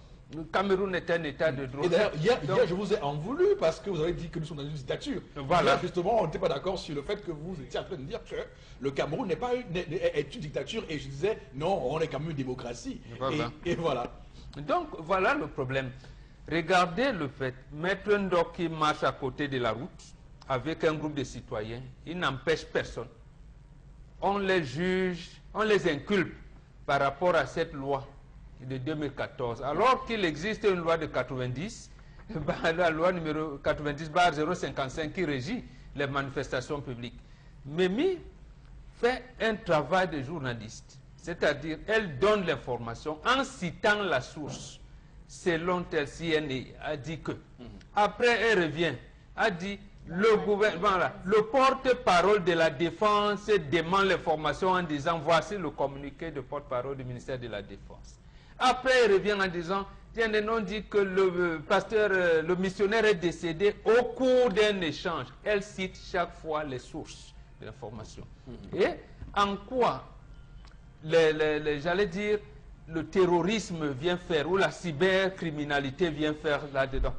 C'est justement, comme à l'entame de l'émission tout à l'heure, je vous ai dit, que quand on a condamné Joseph K, d'abord on confond le nom. Un procès kafkaïen. Voilà, c'est un procès kafkaïen. Et c'est pour cette raison que je dis, nous sommes dans une dictature. Nous avons en face de nous une dictature. Qui a hérité de la répression. Justement, comme autorité morale du continent africain, je vous dis toujours, vous sur le plateau et ceux qui nous écoutent, sachez identifier l'ennemi. Sachons identifier l'ennemi. Regardez comment les Européens réagissent. Ils vous disent Kadhafi est un dictateur. Vous n'avez même pas, y compris les chefs d'État africains, on vient tuer Kadhafi devant eux, ils ne font rien. Et c'est ça les opposants dans notre pays. On leur dit, mais vous avez une dictature en face qui est en train de vouloir tuer tout le monde, d'organiser un assassinat collectif. Ils commencent à vous dire, non, tel est un agent du régime, tel est aussi, et ils font que prendre du terrain. Donc en fait, ce qui arrive à Mimi, c'était arrivé si la presse ne s'était pas organisée, ou alors le peuple, avec Ebola, Baba Wame et Rodrigue Tongue à l'époque. Et surtout le correspondant en langue Hausa de RFI. Ahmed Abba. Donc, ne soyez pas surpris. Comme vous nous avez énuméré les chefs d'inculpation, premièrement, qui lui étaient reprochés, qui changent, au bout desquels de faire à cette convocation, on change ça 3 fois. Donc, moi, je ne serais pas surpris qu'autour de 18h, 19h, qu'on me dise que Mimi est transféré à Yaoundé, en coaction avec Sissakou Ayouk Tabe. Ah bon? Ça peut arriver? Je vous dis, dans la dictature comme celle que nous avons, ça peut arriver. Vous avez deux exemples. C'est pas sérieux. On ne peut pas imaginer que Mimi soit en coaction avec Sissakou Ayouk Tabe. À un moment donné, il faudrait être logique. Je comprends, permets-moi de dire que vous êtes naïf. Marafa est condamné pour un chef d'accusation qui n'existe même pas dans le code pénal. Mais il a écopé de intelligent, philosophique, quelque chose comme ça. Voilà. Et on vous dit, Vamolke est inculpé en coaction avec Mendoza. Ils ont géré ensemble quelque chose. Bon, voilà les thèmes d'accusation. Donc, aujourd'hui, et je pense que vous l'avez dit, je partage le point de vue de cet aîné qui vous a dit qu'effectivement, on a bâillonné. D'abord, il n'existe pas de loi de syndicat qui régit les syndicats au Cameroun. On a bâillonné la société civile. On a bâillonné les partis d'opposition. Le seul pouvoir qui restait, et on interdit aux magistrats de se constituer en syndicat, le seul pouvoir qui restait, c'est la presse. C'est la presse. Et maintenant, on dit, bon, si on ferme Equinox, si on ferme telle chaîne, si on suspend, ça va être trop gros. Donc mieux vaut couper les têtes des journalistes. On va les prendre individuellement. Voilà comment la dictature... Il fait peur aux autres. Soit vous allez chercher à fuir, et ils vont dire, non mais non, les journalistes dans notre pays, vraiment, écoutez même le ton. Même le chef de l'État va vous dire, regardez même comment on me dessine. Et on dira que maintenant... Chaque 3 mai, lors de la journée internationale de la liberté de la presse, le ministre de la Communication se fend en diatribe sur la situation de la presse au Cameroun et estime que le Cameroun, de par sa multitude de titres et de radio et de télévision, est le territoire, l'havre de la liberté de la presse. Vous voyez, il n'arrive donc pas à trouver un simple chef d'accusation. Lorsque Pius Ndiawepe à son âme dit, le chef de l'État aurait été victime d'un malaise, on dit la source.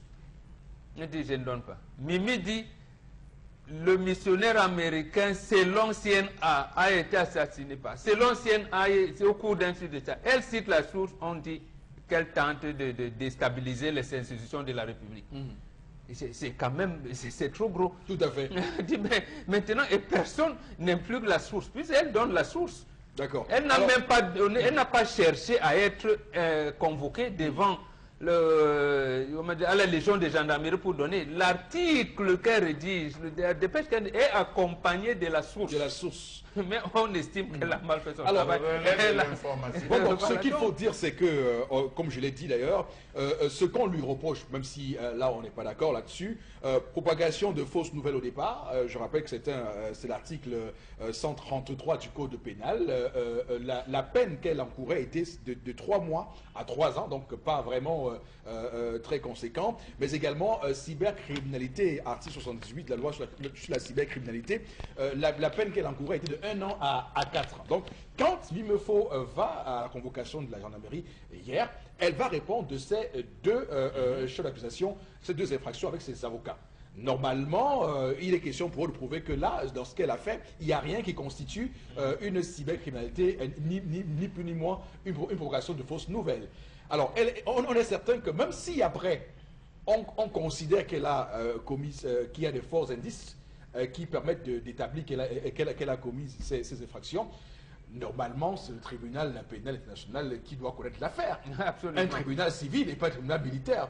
Donc, il a fallu donc qu'on change ça pour transformer en une affaire qui va permettre de justifier le fait qu'elle soit aujourd'hui devant le tribunal militaire alors qu'elle est civile. Le Cameroun a signé des conventions et de ces conventions, la règle, le principe veut que les civils ne soient pas jugés devant les tribunaux militaires. En tout cas, on fait tout pour limiter au maximum que les civils puissent comparaître devant les tribunaux militaires. D'ailleurs, la Cour suprême camerounaise a pris des arrêts là-dessus, a fait jurisprudence. À chaque fois qu'un civil a été appelé devant un tribunal militaire, la Cour suprême est venue dire que non, le principe au Cameroun, et d'après les conventions que nous avons signées à l'international, veut que lorsque vous êtes civil, vous devez comparaître devant les tribunaux civils. Donc voilà où on en est ce matin avec cette affaire, et on se rend compte clairement qu'il y a des gens qui sur la toile, je ne sais pas si c'est encore là les grands maîtres, et je parle ici des grands maîtres frigorifier nos cerveaux, qui disent clairement qu'on doit fermer Equinox, parce que Equinox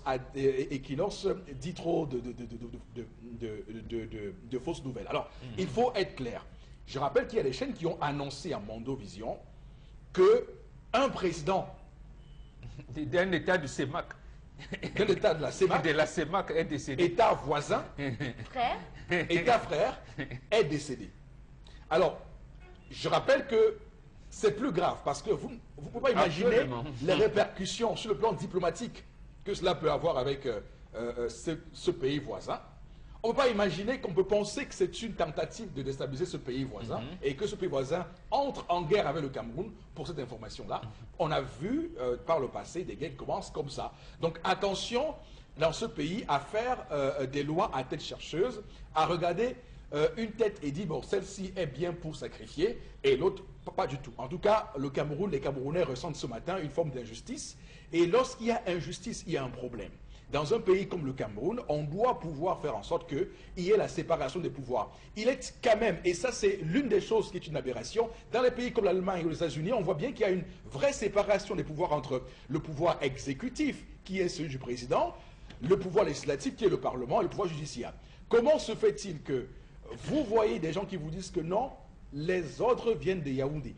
Comment peut-on dans un pays normal avoir cela? Et à un moment donné, je pense que chaque fois ici on a dit aux magistrats qui nous regardent qu'il faut toujours penser au pays et pas aux personnes qu'on soutient. Parce qu'au final, lorsqu'on tripatouille la loi, lorsqu'on tricote la loi pour l'interpréter à un sens de répression, il y a toujours eu dans l'histoire, et je l'ai dit en tout début de ce programme, des faits, des répercussions. Je rappelle qu'à l'époque, en 90, en Afrique du Sud, il y avait une loi qui interdisait les Noirs de prendre le même bus que les Blancs.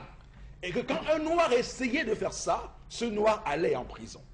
Attention, on sait que 4 ans plus tard, Nelson Mandela a pris le pouvoir en Afrique du Sud. Attention, parce que c'est l'histoire du Cameroun qu'il s'agit.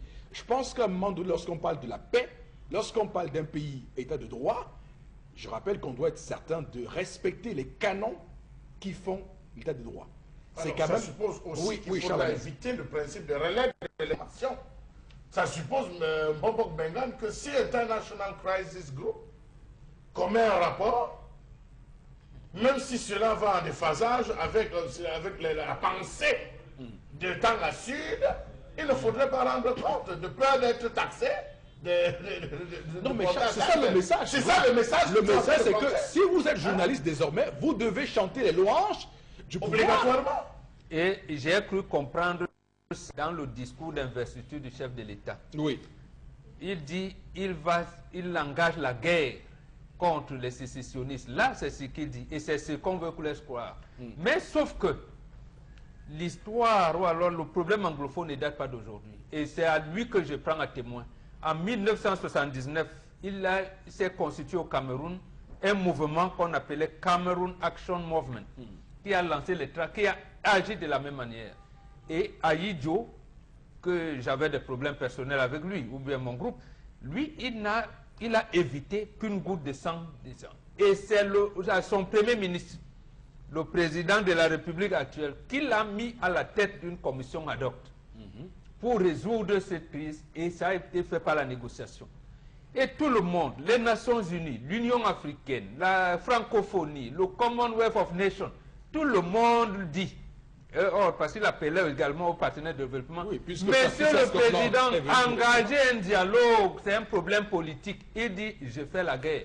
Ça veut donc dire qu'en fait, même vous, quand vous allez dire, non, essayons d'imaginer une table ronde parce que le problème anglophone, ce n'est pas le problème anglophone, c'est un problème Cameroun, c'est un problème national, il va faire la guerre contre vous. Et c'est ça, c'est ce que subit Memi Mefo. C'est pour cette raison que vous avez pu remarquer au cours des premiers procès, parce que j'aime les prendre au mot, ils ont fait la jonction des procédures entre ceux qui avaient diffusé des informations, ceux qui avaient brûlé les édifices publics et ceux qui venaient seulement observer.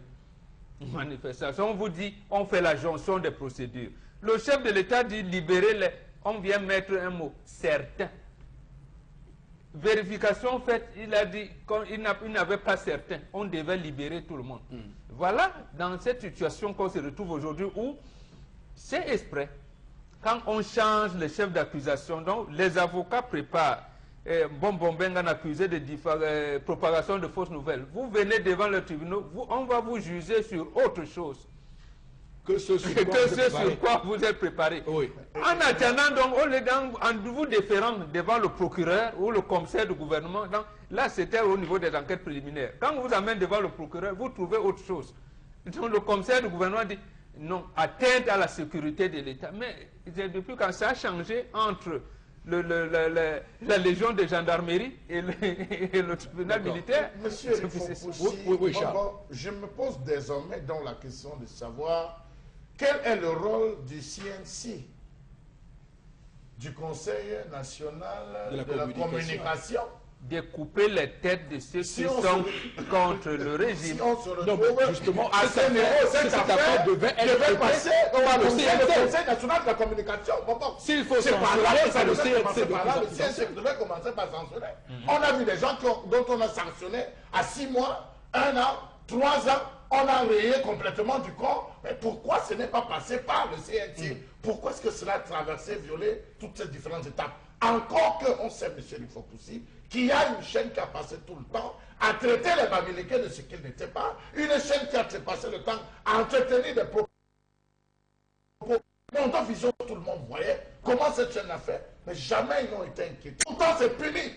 Tout acte de tribalisme est puni. Non, ils ont été inquiétés, mais sauf que le président du CNC a été condamné par la suite. Voilà. Alors, mais ce qu'il faut dire, hein, c'est que il y a ici une question, hein, celle des sources d'information, l'accès aux sources d'information. On est quand même dans un pays où un journaliste doit cravacher dur pour avoir l'information et pour le donner à l'opinion. Et on voit aujourd'hui que ça nous rattrape. Si on avait laissé les journalistes avoir accès à l'information comme il le faut et comme il se doit, on n'en serait pas aujourd'hui à gloser sur un qui ou un autre. Donc aujourd'hui... si vous permettez, lorsque le ministre de la Communication, porte-parole du gouvernement, nous amène à des fausses informations, on fait comment? Il nous a dit ici que l'armée n'a pas attiné. Si on était l'armée, vérification faite, il s'est trouvé que l'armée avait commis des exactions. Que c'était au Mali. Voilà, on a fait quoi de lui? On a fait donc quoi? Des journalistes qui ont relayé une fausse information venant du gouvernement. Voilà la situation. C'est ce qu'on appelle donc la dictature. Vous avez la corruption, la répression, c'est-à-dire la violence sous toutes les formes. Dans la violence, il y a la répression, parce qu'il y en a sous toutes ces formes. La violence, mais également la tyrannie. Et il reste aux citoyens une chose de droit. Le troisième considérant de la Déclaration universelle des droits de l'homme. Et je pense que c'est là où ce pouvoir veut amener que les citoyens s'organisent pour se lever contre la tyrannie ou l'oppression. Ils vont sortir le BIR, le GSO, le GPIC, en disant... oui, tout à fait. Et peut-être même la garde présidentielle en disant, voilà les apprentis sorciers qui veulent...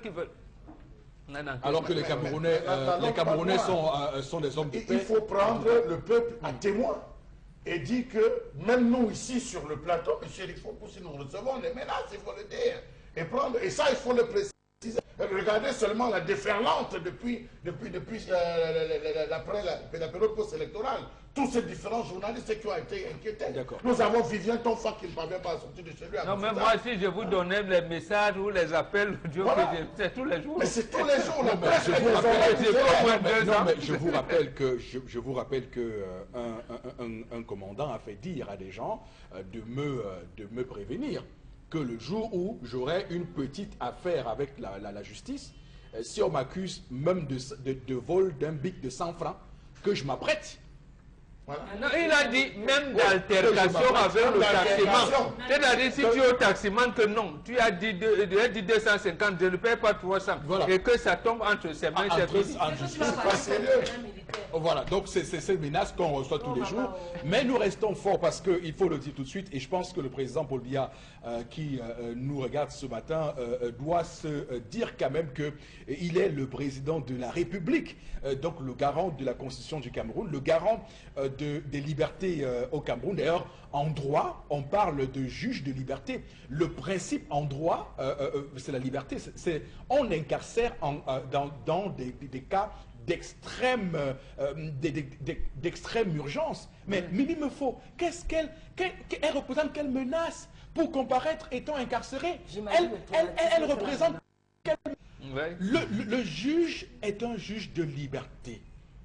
Elle n'est pas encore condamnée, elle jouit encore de la présomption d'innocence. C'est un principe de droit consacré. Restons sur le droit, évitons. Est-ce que sa source même est une source légitime qu'on peut constater à tout moment? Partant de cela, vous savez, aujourd'hui, c'est ce qui amène aujourd'hui les gens, quand vous vous retrouvez à faire un commentaire, à faire le screenshot pour garder comme preuve. Vous allez parfois sur des sites pour récupérer, vous avez un article de presse ou en public, il faudrait faire le screenshot pour conserver. Mais je pense que si elle a reconnu. Pourquoi ne pas s'attaquer aux médias si elle a... Le régime dictatorial, nous, on a eu des situations où vous avez une autre personnalité, vous a accordé une interview. Vous retranscrivez l'interview, vous lui donnez, elle corrige, vous restez avec la bande, vous publiez l'interview, il dit qu'il ne vous a jamais rencontré. Et on vous condamne au tribunal, vous venez avec la bande, en montrant même les demandes d'audience. C'est-à-dire, j'étais entré tant de jours, non, on vous condamne. D'accord. Et c'est pour cette raison que vous avez, j'ai dit, les propos de Zinedine Zidane nous parlent comme si c'était encore aujourd'hui. Vous savez, dans le football, on dit souvent, on n'échange pas l'équipe qui gagne. Mais Zidane a eu cette idée, je pense qu'il était inspiré. Quand il venait de remporter la Coupe d'Europe avec le Real Madrid, il dit, quand on s'accroche à un poste, c'est qu'on a échoué de faire ce qu'on devait faire. Et ce n'est pas la tricherie qu'on veut exister. Quand on a réussi de grandes choses, on est fier de partir. Vous avez interpellé le président de la République. D'accord, c'est lui, le commandant en chef de l'armée. C'est vrai, mais pourquoi s'accroche sur le pouvoir? Moi, il me semble qu'il soit proche de ce que Zidane a dit. Puisque Zidane avait tout pour rester. On ne change pas l'équipe qui gagne. Mais il dit que moi, j'ai fait des bonnes choses. Pour ce qui nous intéresse ce matin, c'est vraiment de libérer Absolument. Il faut, c'est ce qui nous intéresse ce matin parce que il s'agit là de la loi et on doit respecter la loi. Le principe en droit veut que l'incarcération soit l'exception et pas le principe. Le principe, c'est la liberté. Donc, on doit devoir libérer notre collègue Mimi Mefo qui n'a rien à faire à la prison centrale de Newbel parce que pour l'instant, quel que soit ce qu'on lui reproche, elle bénéficie de la présomption d'innocence. C'est une personne qu'on connaît, on sait où elle réside. On sait où elle réside. Attendez, c'est quand même pas sérieux. Voilà. On sait là où elle travaille. Elle a un patron reconnu. Mais je pense quand même que des engagements pouvaient être pris pour qu'elle puisse répondre librement en toute liberté. Avec tout un collège d'avocats qui sont portés Voilà. Mais quand même. D'accord. Donc, je rappelle que hier, elle a été menottée, hier tard à 23h, comme un bandit de grand chemin. Alors que le Chinois, à qui on a trouvé avec plus de 2 millions de francs de fête, lui, il peut balader comme il était en bas. Voilà ce qui se passe au Cameroun. On l'a donc écroué à Newbel avec les bandits de grand chemin, avec les détourneurs de fonds publics en milliards et avec tous les violeurs et tous les braqueurs qu'on peut imaginer en prison. Elle est là-bas avec eux parce qu'elle est journaliste. Alors, Karine Sotia, vous allez également donner votre réaction sur ce sujet. Alors, ce sujet est très inquiétant parce que pour les jeunes journalistes comme nous, ça va créer une certaine frousse pour entrer dans le métier. Et on aura l'impression que ce n'est que lorsque vous travaillez pour la chaîne nationale que vous avez la certitude que jamais on ne vous inquiétera pour une information donnée. Maintenant, le cas de Mimi Mefo, c'est quelqu'un que, en fait, vous n'avez pas besoin de la connaître pour savoir que c'est quelqu'un de professionnel. Quand on regarde sa manière de donner l'information, les sources qu'elle a pu citer, et je me rappelle, j'ai vu quelqu'un publier sur Facebook qu'elle a donné le message que la famille dit que c'est telle personne, et ils prennent ça pour manipuler et dire aux gens que c'est elle qui instigue les gens à faire la révolte. Et pourtant, elle a bien cité la source, la famille soutient que. Maintenant, qu'est-ce qu'on nous apprend alors? Ça veut dire qu'on n'a plus besoin d'aller s'asseoir dans les amphis parce que le journalisme s'apprend en prison. On n'a plus besoin d'aller s'asseoir dans les amphis, d'aller payer des sommes faramineuses pour prendre des notions d'un métier que nous n'avons même pas besoin de pratiquer. Alors, on va prendre ces gens-là qui font l'apologie d'une politique qui ne satisfait que leurs propres besoins et laisser en liberté parce qu'ils ont quand même de leur côté le dirigeant en place. Alors, celui qui a dit que le président d'un pays frère est décédé, n'a pas à s'inquiéter. Celui qui a volé les millions des Camerounais et a gardé dans un conteneur en pièces n'a pas à s'inquiéter. Mais la personne qui a donné une information relayée dans notre média doit s'inquiéter. Ça veut dire que même parler dans la rue, s'il vous plaît, il y a des Camerounais que lorsque vous commencez une conversation avec eux, ils disent « Attention, je ne vais pas parler de ça. Attention, je ne parle pas de ça. Mesurez ce que vous dites dans la rue. Mesurez ce que vous dites dans la rue. » Du coup, ce n'est même plus seulement le journaliste qui est inquiété, c'est même le citoyen lambda qui n'a plus le droit de parler par rapport à ce qui se vit dans son propre pays. Puisque c'est clair, ce que vous dites est tout à fait clair. Si on arrête Mimi Mefo, parce que là, parlons, si même les journalistes, on les arrête, combien de fois nous, simples citoyens, qui parlons d'un sujet. Alors, tendance également sur Mimi Mefo. Vraiment, ta réaction, comment tu réagis? Je sais qu'elle a dormi comment. Elle a d'abord mangé quoi depuis hier? Tu as mangé quoi? Non, dans la journée, elle n'avait pas encore mangé jusqu'à 23h. Tu as mangé quoi, maman? Jusqu'à 23h, elle n'avait pas encore mangé. Tu t'es lavé. Tu as mangé quoi? Tu fais quoi là-bas à l'heure-ci? Tu devais être en train de... Peut-être à un reportage ou en train d'envoyer quelqu'un. Eric. Mais moi, je suis dépassée. Je ne sais pas ce qu'elle veut dire. Ce qu'elle peut dire en bon français, c'est que justice soit faite. Parole de maman, une dame. La justice ou la... Que justice soit faite pour le cas des... Parole d'une maman en détresse. Que je laisse, je vais... Depuis, je pleure. C'est le chef d'état-major de l'armée qui viendra apprendre le journalisme à Foposi. C'est lui qui va vous donner les canons. Je vais d'abord savoir si elle a lavé depuis le matin. C'est la petit déjeuner. Si elle a lavé, parce que la prison, c'est un autre monde. Oui, on m'a dit qu'en prison, c'est grave. Que c'est un autre monde. Je n'ai jamais fait la prison, mais je suis souvent allée donner les dons aux prisonniers. Je suis jamais entrée en cellule où on garde les gens. S'il vous plaît, elle a plusieurs fois ouvert des reportages en prison, mené des enquêtes pour lesquelles elle a eu des prix internationaux pour ces enquêtes-là qu'elle a couvertes à la prison de Newbel. Venir s'asseoir avec les personnes avec lesquelles elle a travaillé pendant son enquête, c'est cruel. Voilà, la cruauté, hein. Voilà, la cruauté et la terreur. On va simplement espérer que on libère Mimi Mefo, notre collègue journaliste Equinox Télévision Radio Equinox, qui est aujourd'hui donc en prison, journaliste en prison au Cameroun. Madame, monsieur, voilà comment se porte le Cameroun lorsqu'on exerce son métier. On est donc inquiété. Et d'ailleurs, nous qui parlons là maintenant, c'est la peur au ventre que nous faisons ce métier parce qu'on ne sait pas trop ce qui peut nous sortir de notre sommeil. Même nos collègues caméramans sont tous ébranlés par cela. Et puis, on a en face de nous d'ailleurs des gens qui nous envoient des messages d'encouragement. Merci infiniment à tous ceux qui nous envoient des messages d'encouragement. D'ailleurs, on va lire les messages en réaction au sujet de ce matin. Karine Sontia. Moi, je trouve cela injuste. Or, une a même déclaré la mort d'un président, mais n'a pas été inquiété. Tout ceci poussera ce peuple à bout. Ça, c'est un message d'un téléspectateur. Trop, c'est trop. Les Camerounais doivent s'en remettre à Dieu pour siffler la fin de cette dictature et les délivrer des terroristes et prédateurs. Oscar Nier qui nous écrit le chef d'État il faut avoir confiance en la justice, le Cameroun. Voilà, et le chef d'État vous a écouté, il faut avoir confiance dans la justice camerounaise. Et la force de l'expérience, c'est de la scène d'Éric Saïdou, qu'on ne comprend pas beaucoup. C'est un règlement de compte post-électoral. En tout cas, si nous on espère juste qu'on libère, il me faut, hein. Si on la libère, voilà. nous ça va. Donc il n'y a pas de... Voilà, maintenant si la force de l'expérience et tout le reste, c'est pas une faveur qu'on lui fera. De toutes les façons, c'est pas une faveur qu'on lui fera. C'est un règlement de compte post-électoral. C'est une journaliste qui a été très percutante pendant les débats de campagne. Elle nous a tous émus. Alors, suite à ce qui arrive à votre collègue, vraiment, je suis avec vous en prière. Ça va aller à Yafor qui nous écrit.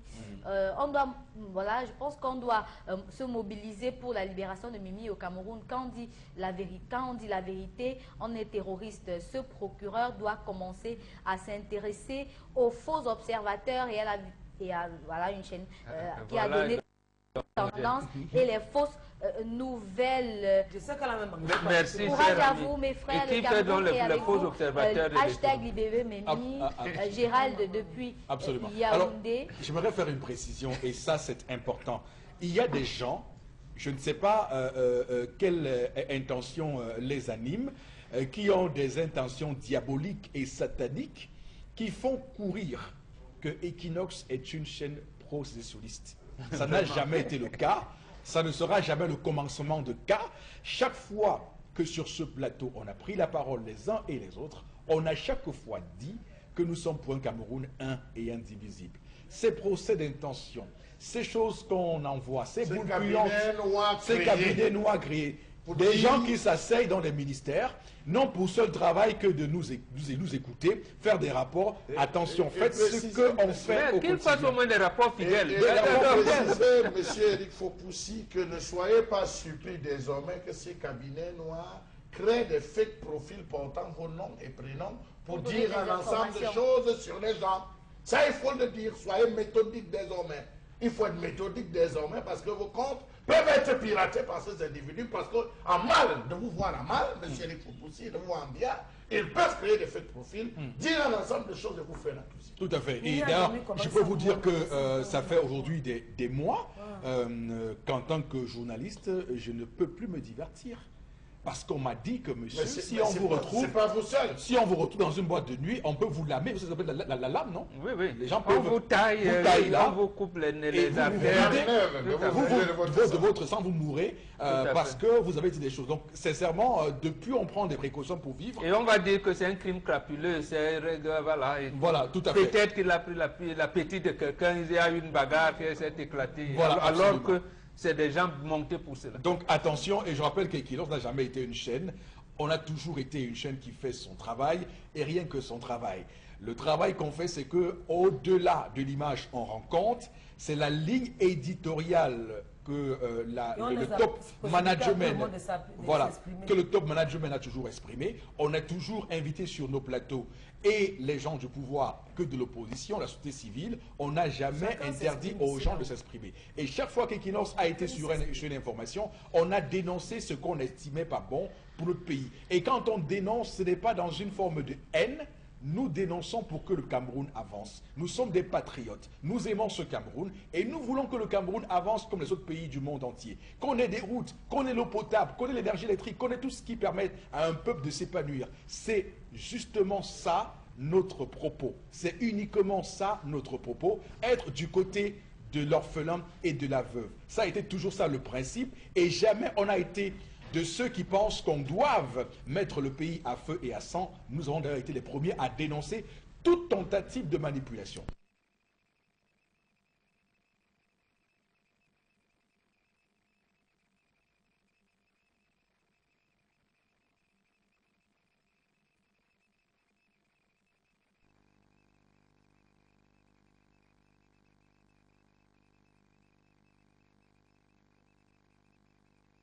Et la chaîne qui, au-delà de l'image, vous rencontre. A tout de suite pour interpellation.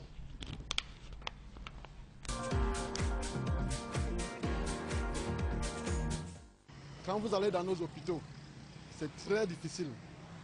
On n'arrive pas à se soigner. Le plateau technique est, je ne peux pas dire mauvais, mais ce n'est pas assez développé. Et les gens n'ont pas de moyens de se soigner. La preuve, vous avez un ministre qui s'est fait opérer à l'étranger. C'est pas bon. Bon, moi, actuellement, j'ai un vœu. Je souhaiterais que le prochain, nous sommes à la veille des campagnes électorales, de la présidentielle particulièrement, je souhaiterais que le futur dirigeant de ces pays soit un dirigeant proche du peuple. Pas un dirigeant qui est absentéiste, un dirigeant qui soit à côté des populations pour connaître exactement ce que vivent les populations. Je crois que là, il pourra faire avancer le pays. Ça ne va pas, ça ne va pas. Merci.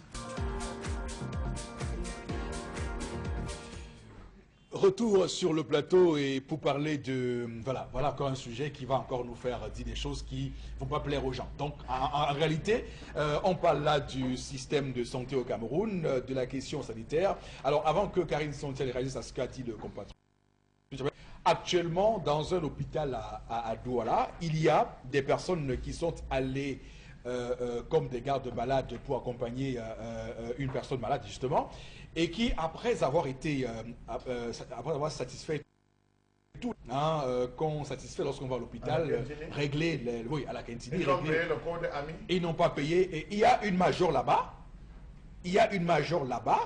qui a demandé qu'on donne sa bière pour sortir.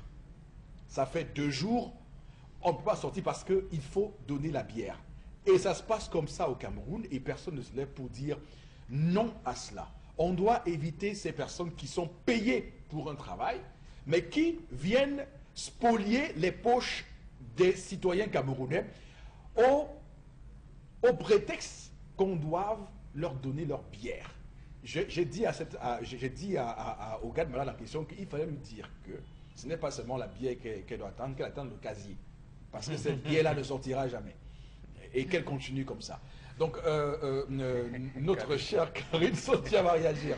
Alors, voilà. par rapport à l'interpellation de ce matin, je vais dire que lorsqu'on attend toutes les questions de santé au Cameroun, on se rappelle toujours de Monique Oumatekel éventrée devant l'hôpital Akintini de Douala. Absolument.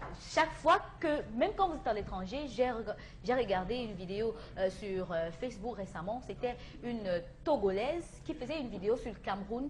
Elle a raconté l'histoire du Cameroun comme si elle était à côté de Mbombo qui vivait avec lui. En fait, elle a raconté l'histoire et a tout décrit. Et elle a fini par atterrir sur les élections présidentielles récentes.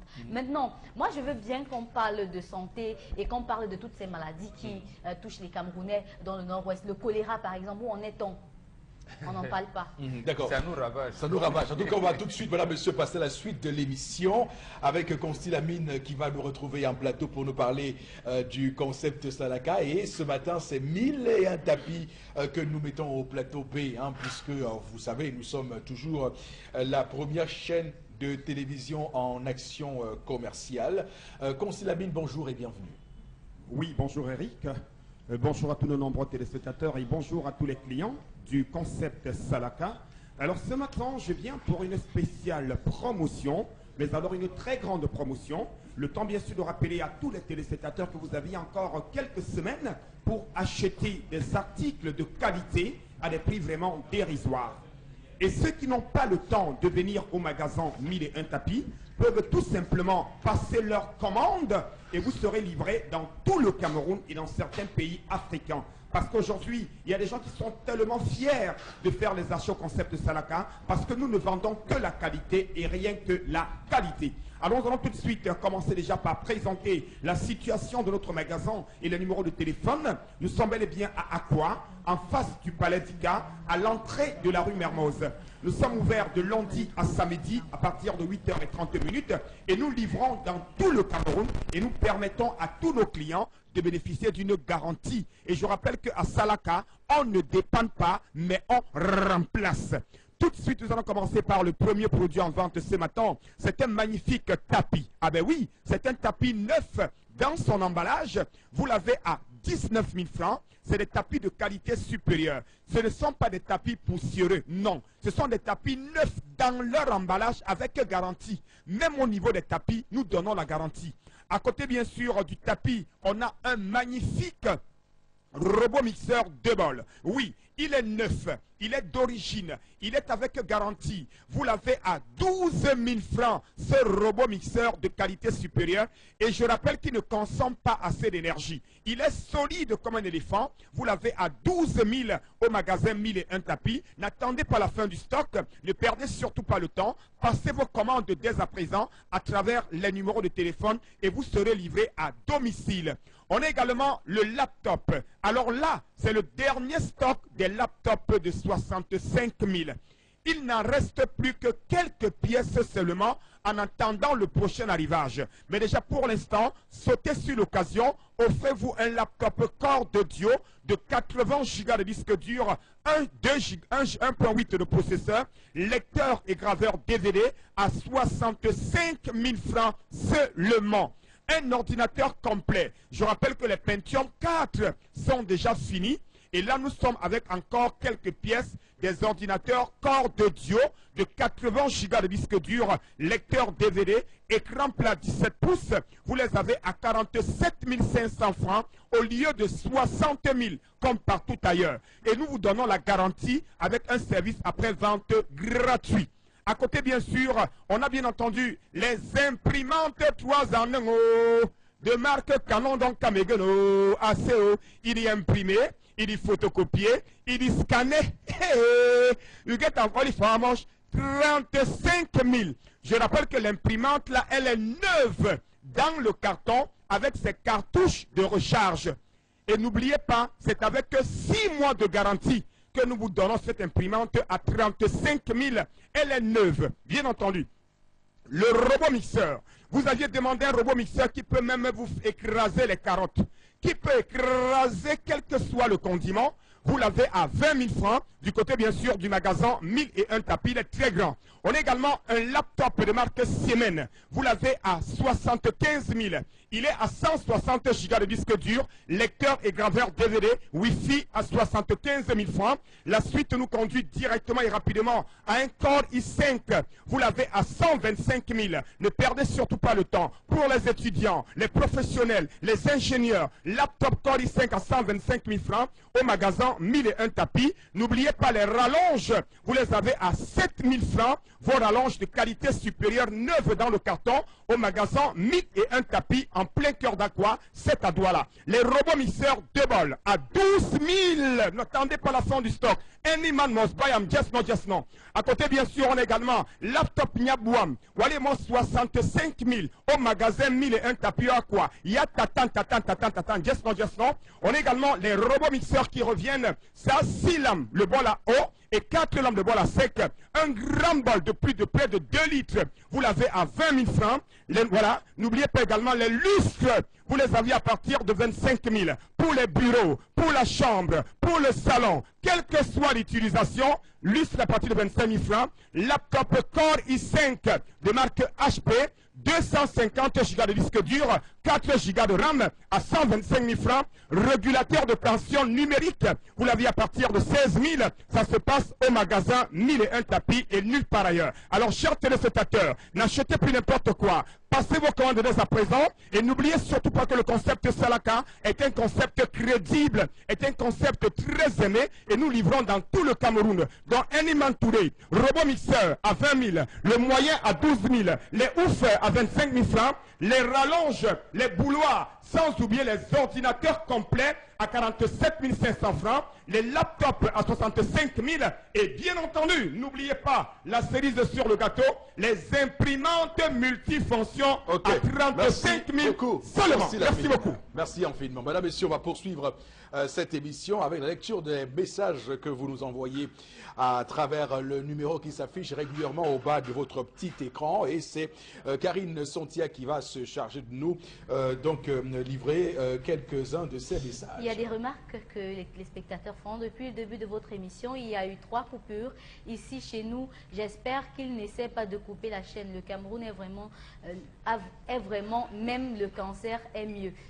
Libérer Mimi me faut. Hashtag Laurie de Paris. Voilà. Mimi il y a me eu 3 coupures, comme on l'a dit en tout début, parce que je vous ai dit que ce pays, on sait un peu comment ça fonctionne et qu'il serait probable que d'ici là, qu'on ait des problèmes techniques qui ne sont pas dépendants. Peut-être faudrait dire que la coupure est continue, mais comme on a un groupe électrogène, on fonctionne avec le groupe. Tout à fait. Mimi Mefo is a great woman. I pray God for God help her for all Cameroon. Dieudonné Combe from God Bless Equinox TV. Voilà. Ne savez-vous pas que... Attendez. Surtout pas de peur, Eric Fopossi. Vous faites un travail juste. Libérez Mimi sans condition. Quelqu'un m'avait dit un jour qu'il arriverait un jour dans ce pays où même pour un bisou ou embrasser sa copine sera justifié devant la barre. Bon courage, Mimi. Bon, voilà. D'accord, donc il faut clairement dire que pour ceux qui font des élucubrations sur la propagation de fausses nouvelles, je rappelle que pour l'instant, rien, aucun élément nous permet de dire que notre collègue Mimefo a propagé des fausses nouvelles parce qu'elle a cité les sources et elle a graduellement traité l'information. Contrairement à un autre cas où une fausse nouvelle a été clairement propagée sans que cela n'émeuve personne. Donc c'est pour vous dire que dans cette affaire, il y a des choses qu'on doit devoir prendre en compte.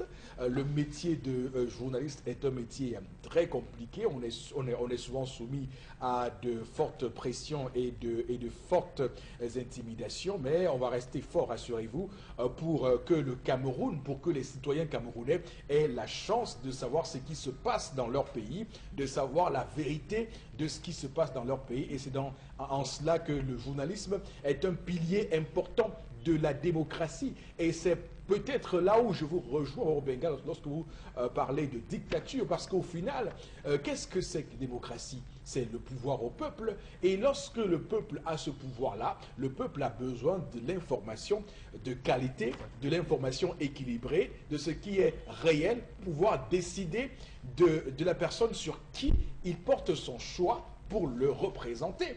Absolument. Ce n'est que ça la démocratie. Ça veut dire que vous avez donc des institutions, comme vous avez dit, représentatives. Oui. On n'a pas peur, le magistrat n'a pas peur que ma carrière sera comment. Et c'est le pouvoir exécutif va faire comment de moi. De ma carrière. Voilà. C'est pour ça le que... pouvoir législatif. Voilà, le pouvoir législatif également. Hier, en quoi le magistrat peut-il changer 3 choses d'accusation? Et c'est vrai que dans la justice, on peut requalifier les faits. Oui. Mais au moins, on vous laisse d'abord vous justifier pour le fait qu'il vous a amené devant lui. Devant lui.